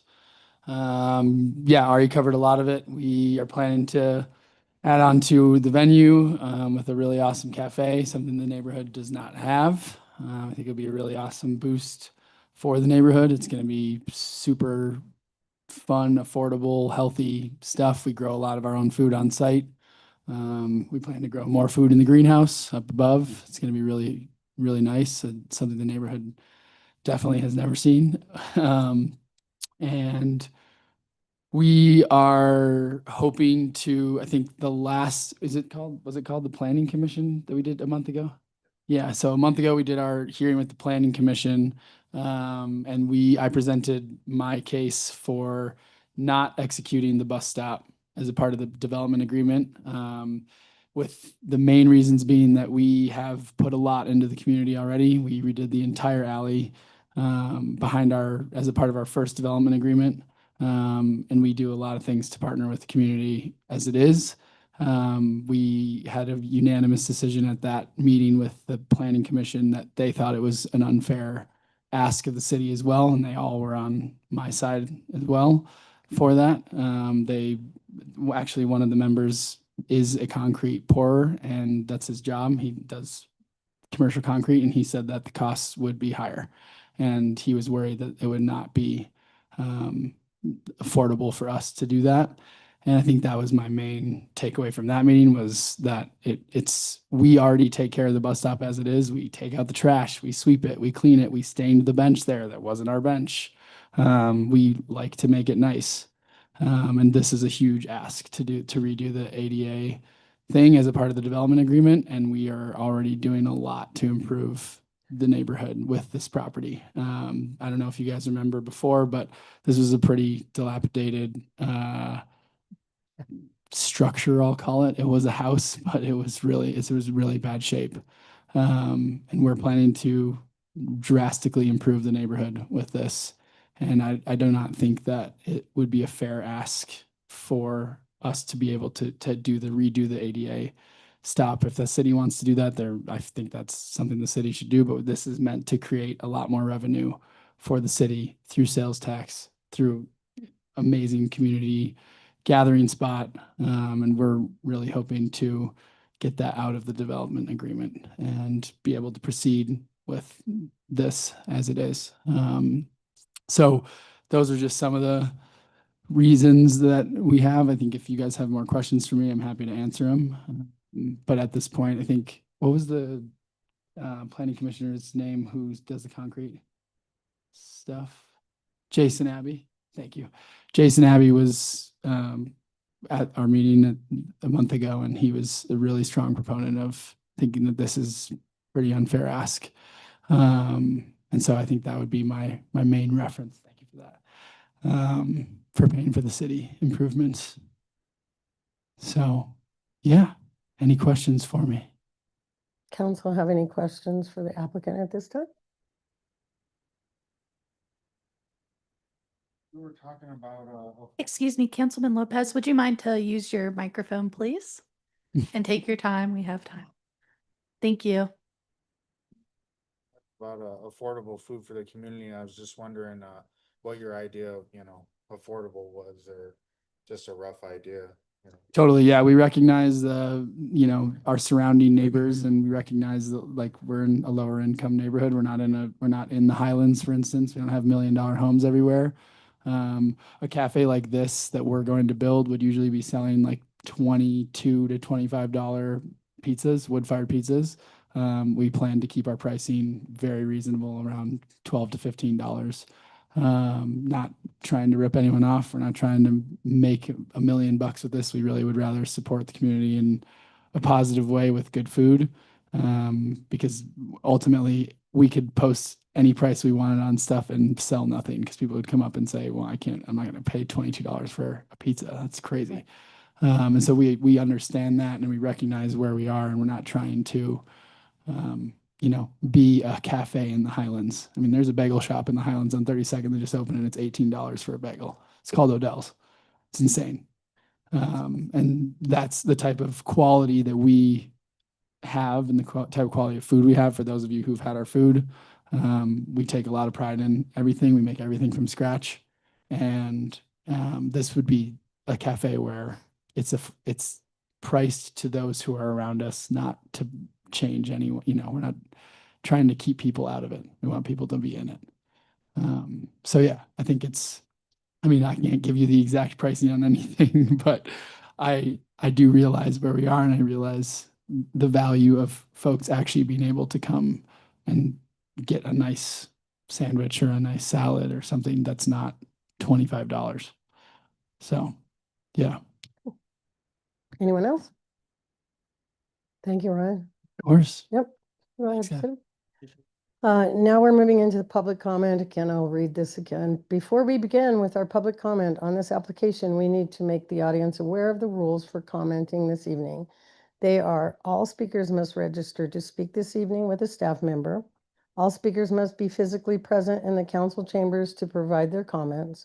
Online comments via Zoom will not be allowed. Each speaker will be limited to no more than 2 minutes at the podium. Speakers may not yield their time to any other speaker. If someone wishes to provide their comments in Spanish, they will do so continuously for up to 2 minutes. And then Andrea, our interpreter, will play the recording back for everyone to hear in English. As a reminder to the audience, the intent of public comment is for the public to provide statements to City Council to consider in making their decision. It is not to discuss their comment with the mayor and council members or to ask questions of the City Council. However, the City Council may ask speakers clarifying questions if something is unclear. Now we will begin our public comment period. Our first speaker, do we have any? No, no, okay. We don't have any speakers. That's for the regular. Okay, thanks. Very good. Does the applicant have any comments? Oh, well, never mind. We don't have any public testimony. Forget that. Strike that. No. At this time, we'll go ahead and close the public hearing. Is there any further evidence or testimony? I'm hearing none. We're going to go ahead and close this public hearing at 19:42 or 7:42 p.m. Let's see. The item in question is ordinance 5-2026, an ordinance of the City Council of the City of Sheridan rezoning certain property located at 3860 South Lowell Boulevard to the neighborhood commercial district. I have a motion from Councilmember Lopez and a second from Councilman Moreno. And at this time, I would like for anyone to go ahead and if they have any comments. Yeah, I can start. I feel like I'd be in agreement with the applicant, as far as the bus stop. It seems like he's been valuable member of the community and he's looking at, improving the community for us and making things affordable, and with that in mind, hopefully moving forward, he would just, have more of a reason to be a good member to the community, without the added cost. So that's my 2 cents. Thank you. Ernie, have anything to say? I agree with the whole thing. Building looks nice. For the community. Awesome. Councilman Clark?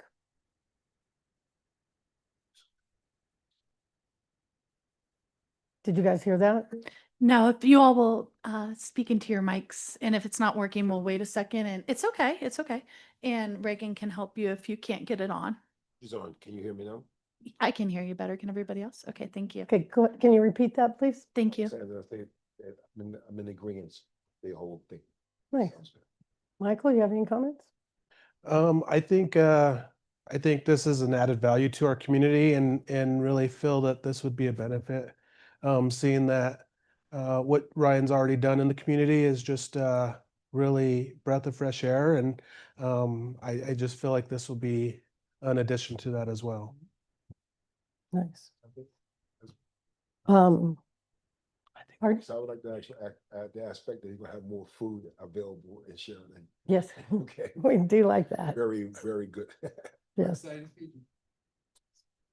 And then I would like to thank everyone involved in all of this. It's a lot of work that goes into this. And then, that's my neighborhood. I can walk for pizza now. That's awesome.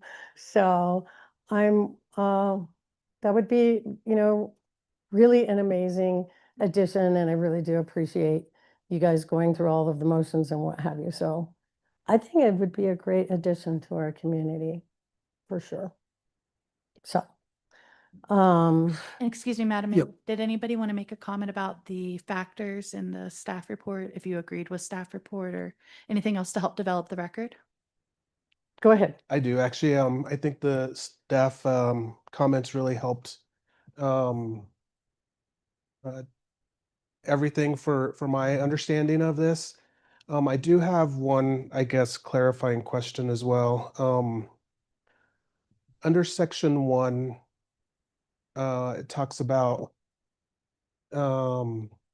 council adopts this reference the findings and conclusions made by the Planning and Zoning Commission in this case, as more fully set out in the Planning and Zoning Commission Resolution 2, 2026, and also specifically finds that the proposed rezoning is consistent with the goals of the comprehensive plan.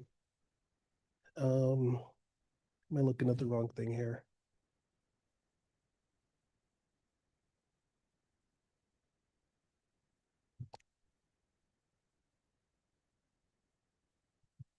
I wish I could help you, but I can't read your mind. Yeah, I'm sorry. I was reading earlier about the Planning and Zoning Commission that we would adopt it based on their findings and what they agreed to. But they didn't agree to the bus stop. So I don't seem to find that right here. So I think maybe I can help clarify here. So I think maybe what Councilmember Moreno is referring to is that it might not be crystal clear what you're adopting. You're adopting the recommendation of the Planning and Zoning Commission, or do you want to make some type of an amended finding that would not include the bus stop, which is what it was sounding like Councilmember Lopez was wishing to do. And then I would ask staff to make sure that, so the Planning and Zoning Commission recommendation did not include a provision or a condition for the bus stop improvement. The staff recommendation does include a recommendation for the bus stop improvement. And then, so council would need to say, okay, I would just recommend that you clarify which you want to approve. Do you want to approve it with the condition of a bus stop improvement or without? So it sounds like y'all are wanting to prove it. You just want to whether you want to do the bus stop improvement or not. And then that's what you need to decide prior then to doing a final vote.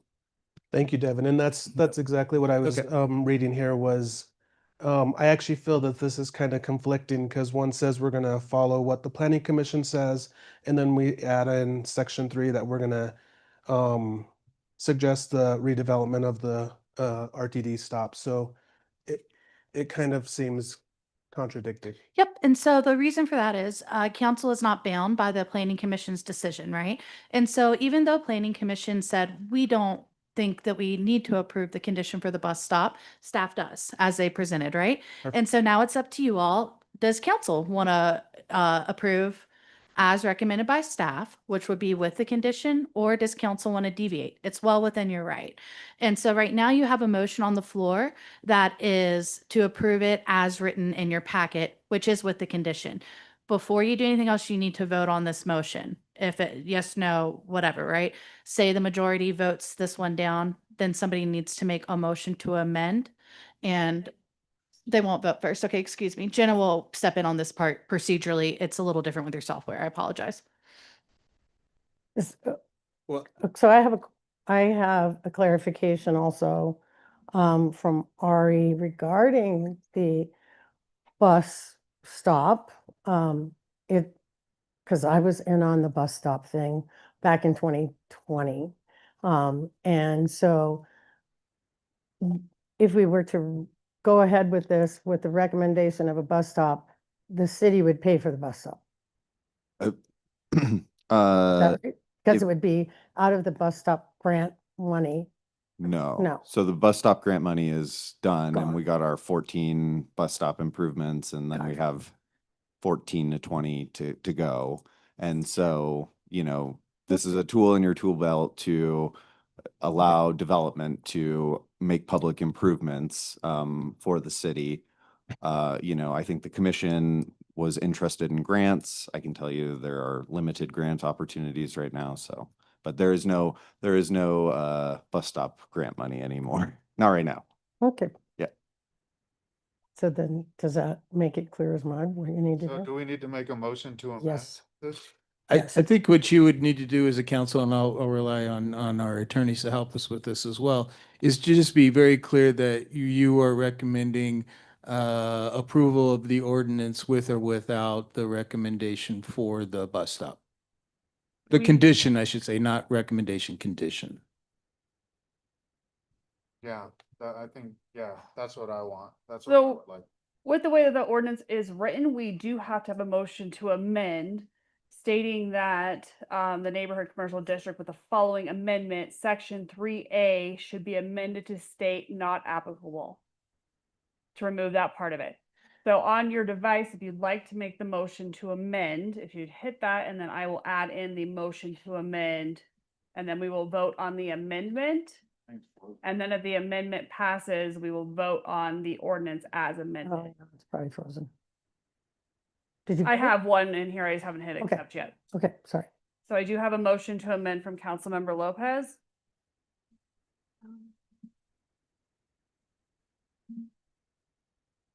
Okay.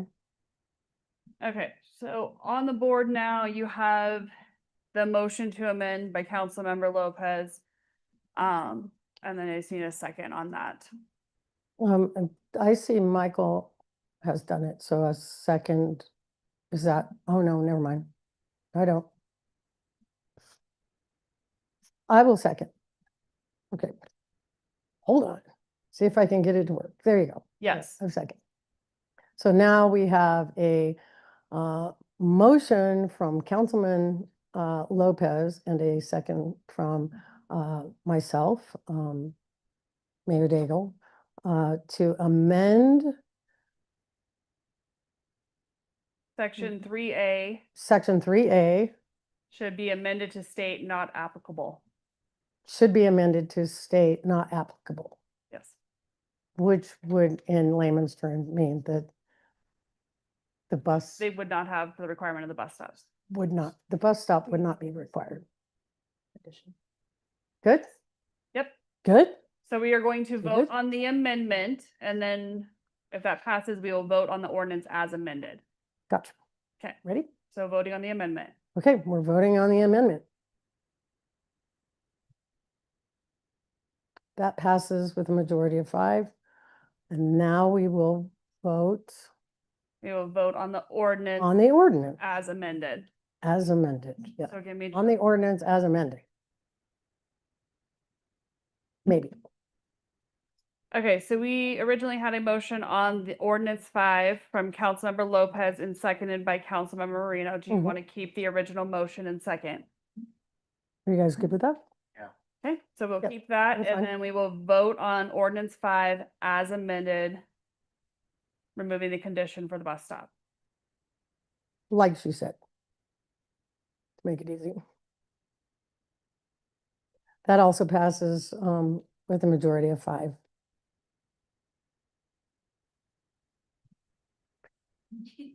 I love that he's like, oh, yes. We have to do the time. We already let's- closed the public hearing on the time. Let's see, there you go. I think we're done with that. Yay, right? We're good. Yes, you're good. You can go ahead and move on to items for individual consideration. Now we have items for individual consideration. But first I'd like to say congratulations, and I'm so excited to get the pizza in my neighborhood. So that's cool. Thank you. And thanks very much for y'all's hard work.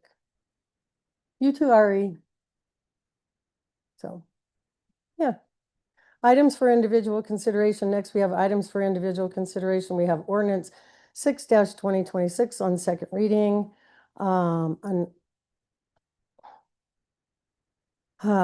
Let's see, an ordinance of the City Council of the City of Sheridan, Colorado, creating Article, can I just say 33? Solar energy systems in Chapter 56 of the Sheridan Municipal Code and amending the code for that purpose. Are there any questions on ordinance 6-2026? Are there any staff comments? Anyone from the public who would like to speak on ordinance 6-2026?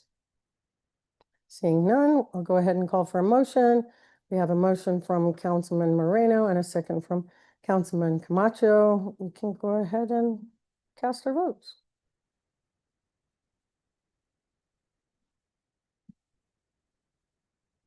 And that passes unanimously.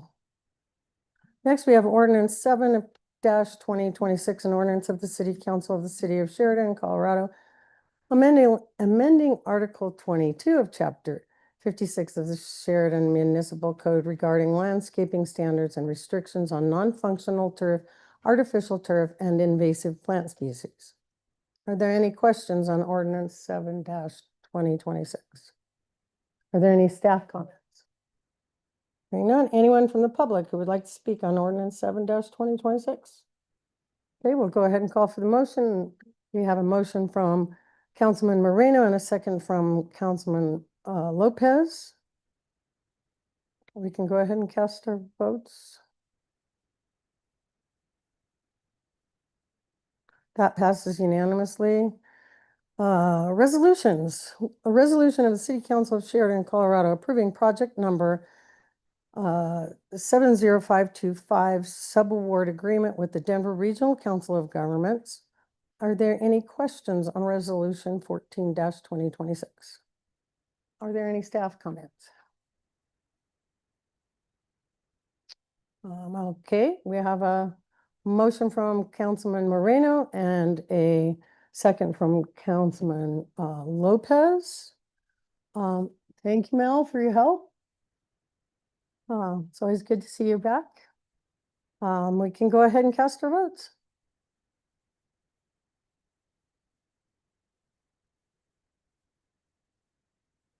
Maybe. Oh, darn. You just kicked us out. Rats.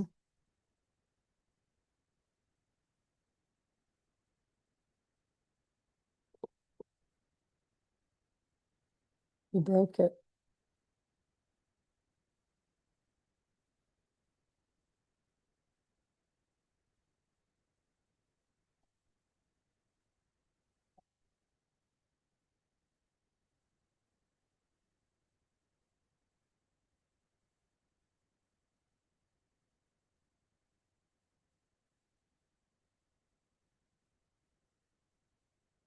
I'm connecting. Are you connected? We'll move forward with a roll call vote. Okay, we'll just do a roll call vote. We had a motion and a second. Yes. Mayor Pro Tem Marino, Yes. Councilmember Lopez, Yes. Councilmember Camacho, Yes. Mayor Daigle, Yes, Councilmember Clark. That passes unanimously. thank you. A resolution of the City Council of Sheridan, Colorado, approving the intergovernment. Oh, well, intergovernmental agreement with the city of Inglewood, Colorado for the provision of a shared building electrification program and specialists. Are there any questions on resolution 15-2026? I'll take a motion. Move to approve the resolution as presented. Second. Thank you. I have a motion by Mayor Pro Tem Moreno and a second by Councilmember Camacho. And we'll move to a vote. Councilmember Lopez, Yes. Councilmember Camacho, Yes. Mayor Daigle, Yes. Councilmember Clark, Yes. Mayor Pro Tem Moreno. Yes. That passes unanimously. Very good. Now we're up to mayor's choice. Yes, correct. Very good. Okay, I have to.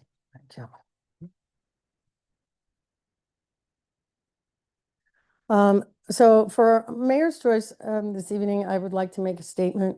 For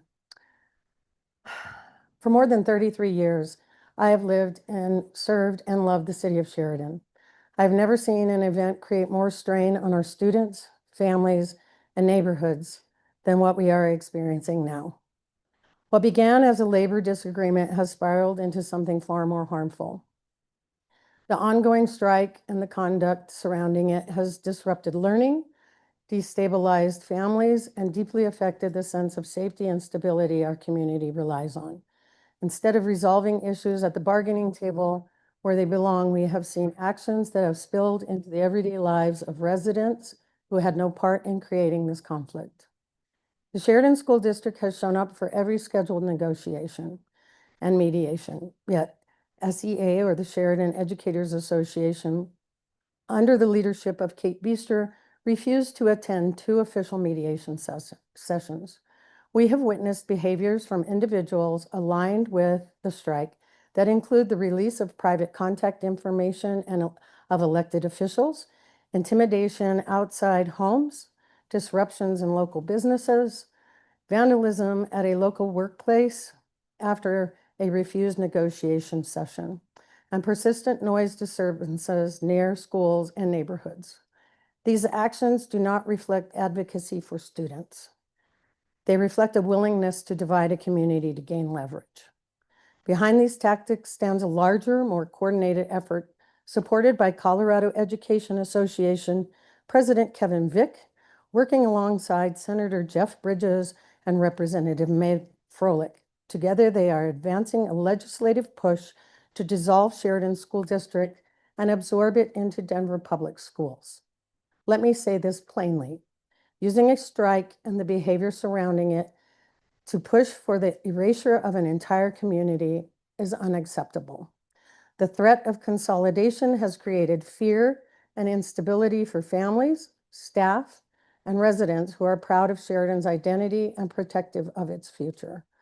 Consolidation would close neighborhood schools, accelerate gentrification, displace longtime families, and eliminate local control. These consequences are real, and once in motion, they cannot be undone. Our students have already endured missed instructional days, substitute-based classrooms, and uncertainty they did not deserve. They should never be used as political leverage. Not by union leadership, not by statewide organizations, and not by elected officials looking ahead to future campaigns. Sheridan is a small city, but is a strong one. Our families, businesses, educators, and residents care deeply about this place. We are resilient, we are united, and we are fully committed to protecting the community we have built together. As mayor and as a Board of Education director, my commitment is unwavering to restore stability, to protect our students, and to defend Sheridan from any individual, organization, or political efforts seeking to dismantle it. Sheridan will not be erased. Next, we have council members' choice. Would anyone like to speak? Except for Ernie, he's not allowed. I'm just kidding. I would. I'd love for you to speak. So on Sunday, we had the War II event, which is the Spring Fling Block Party held at Mountain Crest Pizza. We had approximately 140 people attend. I felt like it was a very diverse crowd and well accepted by the community. So thank you for everybody that participated in that, either helped out or just attended. Also on Friday, the mayor and Councilman Lopez and I attended an Arbor Day tree planting at River Point, where we helped plant some trees. There were 22 trees that were planted that day. So that was in coordination with River Point. So, great event. Yeah, it was both of them. Thanks. Councilman Clark, anything? No? No? We will now proceed to the public comment portion of the agenda. City Clerk, are there individuals, there are registered to speak, or, and we will start with Dr. Gianni Thompson. Each person shall be permitted to speak for a period of time not to exceed 2 minutes, and a person's time may not be shared with other persons. Public comment shall not exceed 20 minutes. Members of the public may provide comments on any topic not listed on the agenda. Comments are to be provided in person at the podium. Okay, go ahead. Good evening, Madam Mayor, distinguished members of City Council, and Sheridan residents. I wish I had more time. I'd like to say more about this issue, but I will use my 2 minutes. I want to begin by recognizing that the district and SEA have reached an agreement on a path forward. This is an important step and one that allows us to refocus on matters most for our students. I also want to acknowledge that very real impact the strike has had on our community, our families, and most importantly, our students. I'm sorry for the disruption to your daily lives, for the stress and uncertainty this has created. Interruptions to student learning. I understand the moments like this can strain relationships and have lasting effects. While words also cannot undo the impact, you have my commitment that we work intentionally to repair the trust and strengthen our community moving forward.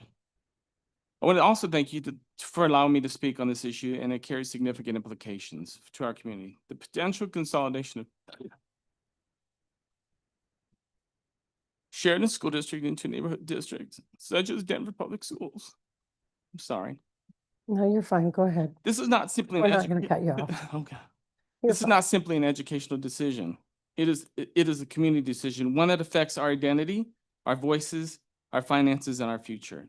Sheridan School District number 2 has long been the cornerstone of the community. Our schools are more than buildings. They're places where relationships are built, where students know their name, where the unique needs of our families are understood and prioritized. A consolidation into a much larger system risks losing the local connection and responsiveness that makes Sheridan so special. It is important to be clear. Although the Sheridan Educators Association, or SEA, has expressed support for consolidation, the school district does not. And I repeat, the school district does not support consolidation. The district will do everything in its power to avoid any consolidation or any effort that would take local control away from the voters of Sheridan. Our community deserves to maintain its voice in decisions and directly impacts our schools, its students, and its future. Beyond identity and local control, there are very real financial implications for our residents. The current mill levy for Sheridan School District number 2 is 41.947 mills in comparison to the mill levy of Denver Public Schools at 52.274 mills. A consolidation result in 10.327 mill increase, approximately 24.62% increase for Sheridan property owners, including those without children in the school system. The primary driver of the differences existing is bond debt carried by Denver Public Schools. In practical terms, the Sheridan home with an average residential value of $380,000 would mean an increase of approximately $250 per year per tax shelter. That is significant impact, particularly for a community where families are already navigating financial challenges This is not just a policy decision, it is a real cost to our residents. There are also broader considerations. As the largest landowner in the city of Sheridan, School District Number 2, it plays a critical role in how land is used within our community. A consolidation would shift control of school properties, potentially opening the door to school closure, land sales, and redevelopment decisions that are no longer guided by the priorities or input of Sheridan residents. This would remove the important layer of local oversight and could fundamentally change the fabric of our community. Additional concerns include reduced local decision-making and governance, less direct accountability for Sheridan families, potential changes to school boundaries and programming and priorities, a diminished ability to tailor supports for specific needs of our students. Sheridan is not just a small part of a large system. We are a community with a distinct identity, history, and a set of needs. Decisions about our schools should reflect that. While we recognize the challenges exist and the continuous improvement is necessary, the solution would not come at the expense of local voice, increased financial burden, and the potential loss of what makes our community strong. I urge thoughtful consideration of what consolidation would truly mean. Not just in theory, but in practice.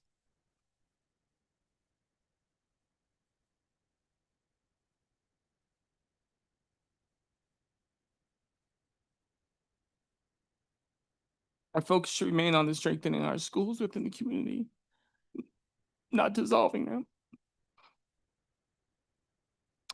them into a system where Sheridan becomes one of many voices. Thank you. Welcome. Thank you, Dr. Thompson. Don't be messing with kids. It upsets them. All right. Next we have Chevy Gallegos.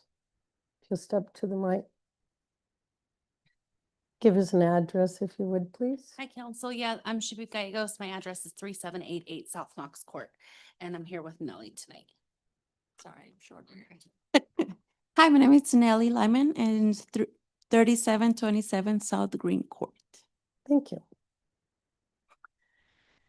Okay, well, I said my name.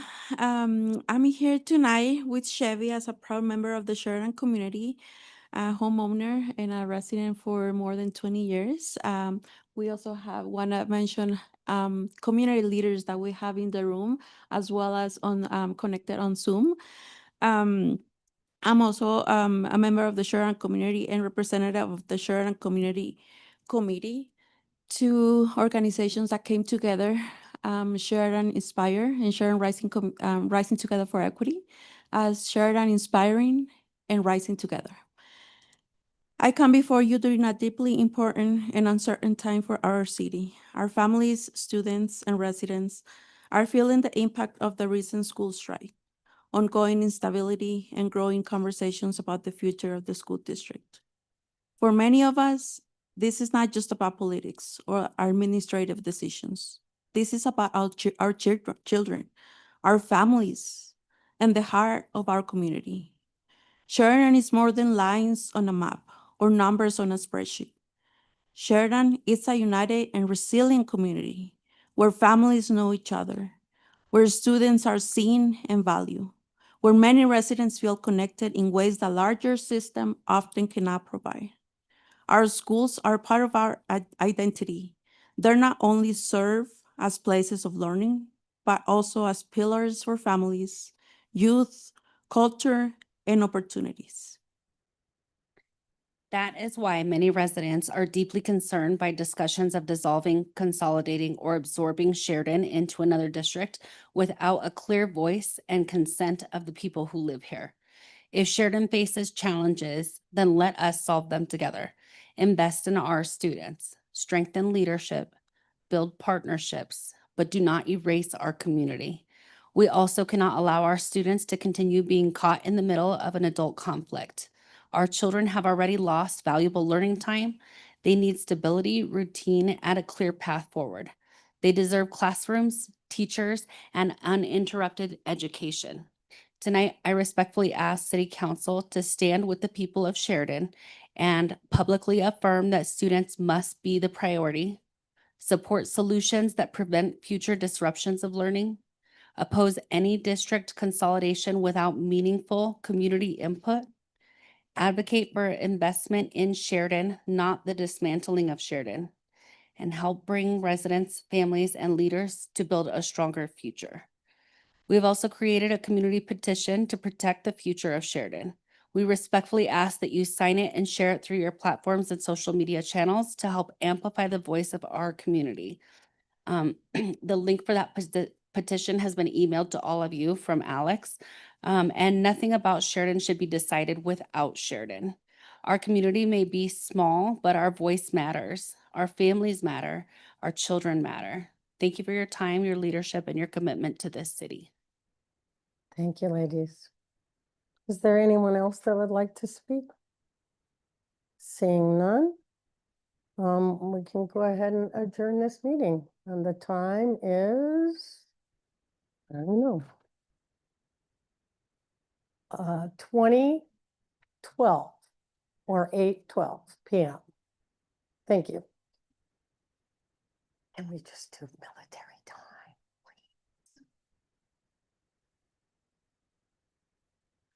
please? We still have, oh, wait. Oh, you guys may go. Yeah, we're done. We're going into our SRA meeting. Yeah, mine worked. Yes, I reset it. So you should be able to log back in. If you guys would like to wait, it won't take very long. No? Mine's good. Mine's good too. Mine popped back up. This is messed up because it says something weird on top of the Ecomont. I'm just gonna step out for a second and thank our guests.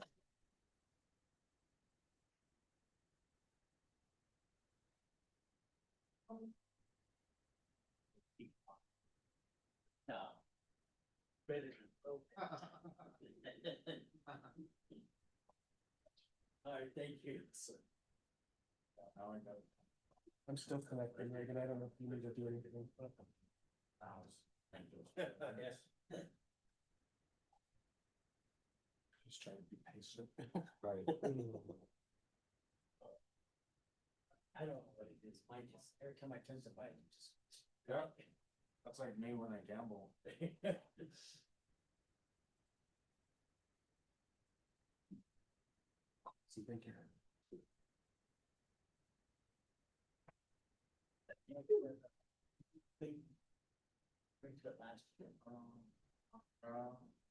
Most of these are all new to video.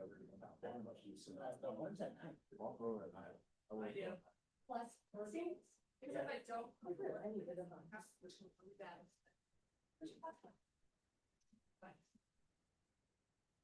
Okie dokie. Now, what page am I on? Lord.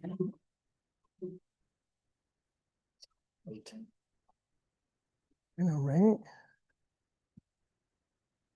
Oh, here we go. I will now call the April 27, 2026 meeting of Sheridan Redevelopment Agency to order at 20:14 or 8:14 p.m. Again, we have two council members absent this evening due to illnesses. Do we need to excuse them from this as well or no? Okay.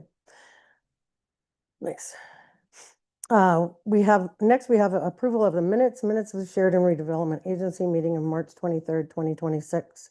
We have a motion from member Moreno and a second from member Camacho. We can go ahead, if there are no questions, cast our votes.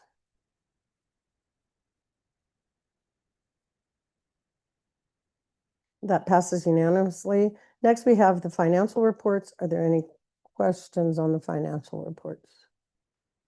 We have a motion by member Moreno and a second by member Camacho. If there's no questions, go ahead and cast your votes. That passes unanimously. Next, we have the approval of the disbursements. Authorized disbursements for April 2026 in the amount of $167,766.87 that have been or will be made for expenses referenced below. Legal expenses, 0. Other professional services, $4,765.50. City support services, $162,206, and other expenses, $795.37. We have a motion from member Moreno and a second from member Camacho. Are there any questions? Hearing none, we can go ahead and cast our votes. That passes unanimously. Next, we have new business. And Teresa? Good evening, everyone. Can you hear me okay? Yes. All righty. Hey, I'll wrap this up pretty quick. You've had a fun-filled evening. So, looking at the pledged revenues, I like to always look at the year-to-date number. And year-to-date, we are still 4.06% higher. So that's always a good number. That continues to increase. We didn't have any continuing compliance this month, but we do have the audit. The auditors actually did get us some questions on the SRA.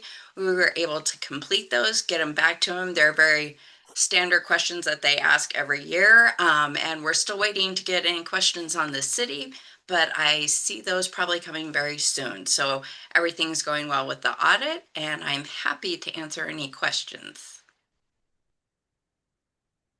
Any questions? Okay. Thank you. Thanks, Teresa. Oh. And that just popped up again. Are you just messing with us now? Way to go. Way to go. We can go ahead and call this meeting adjourned. It is 20:18 or 8:18 p.m.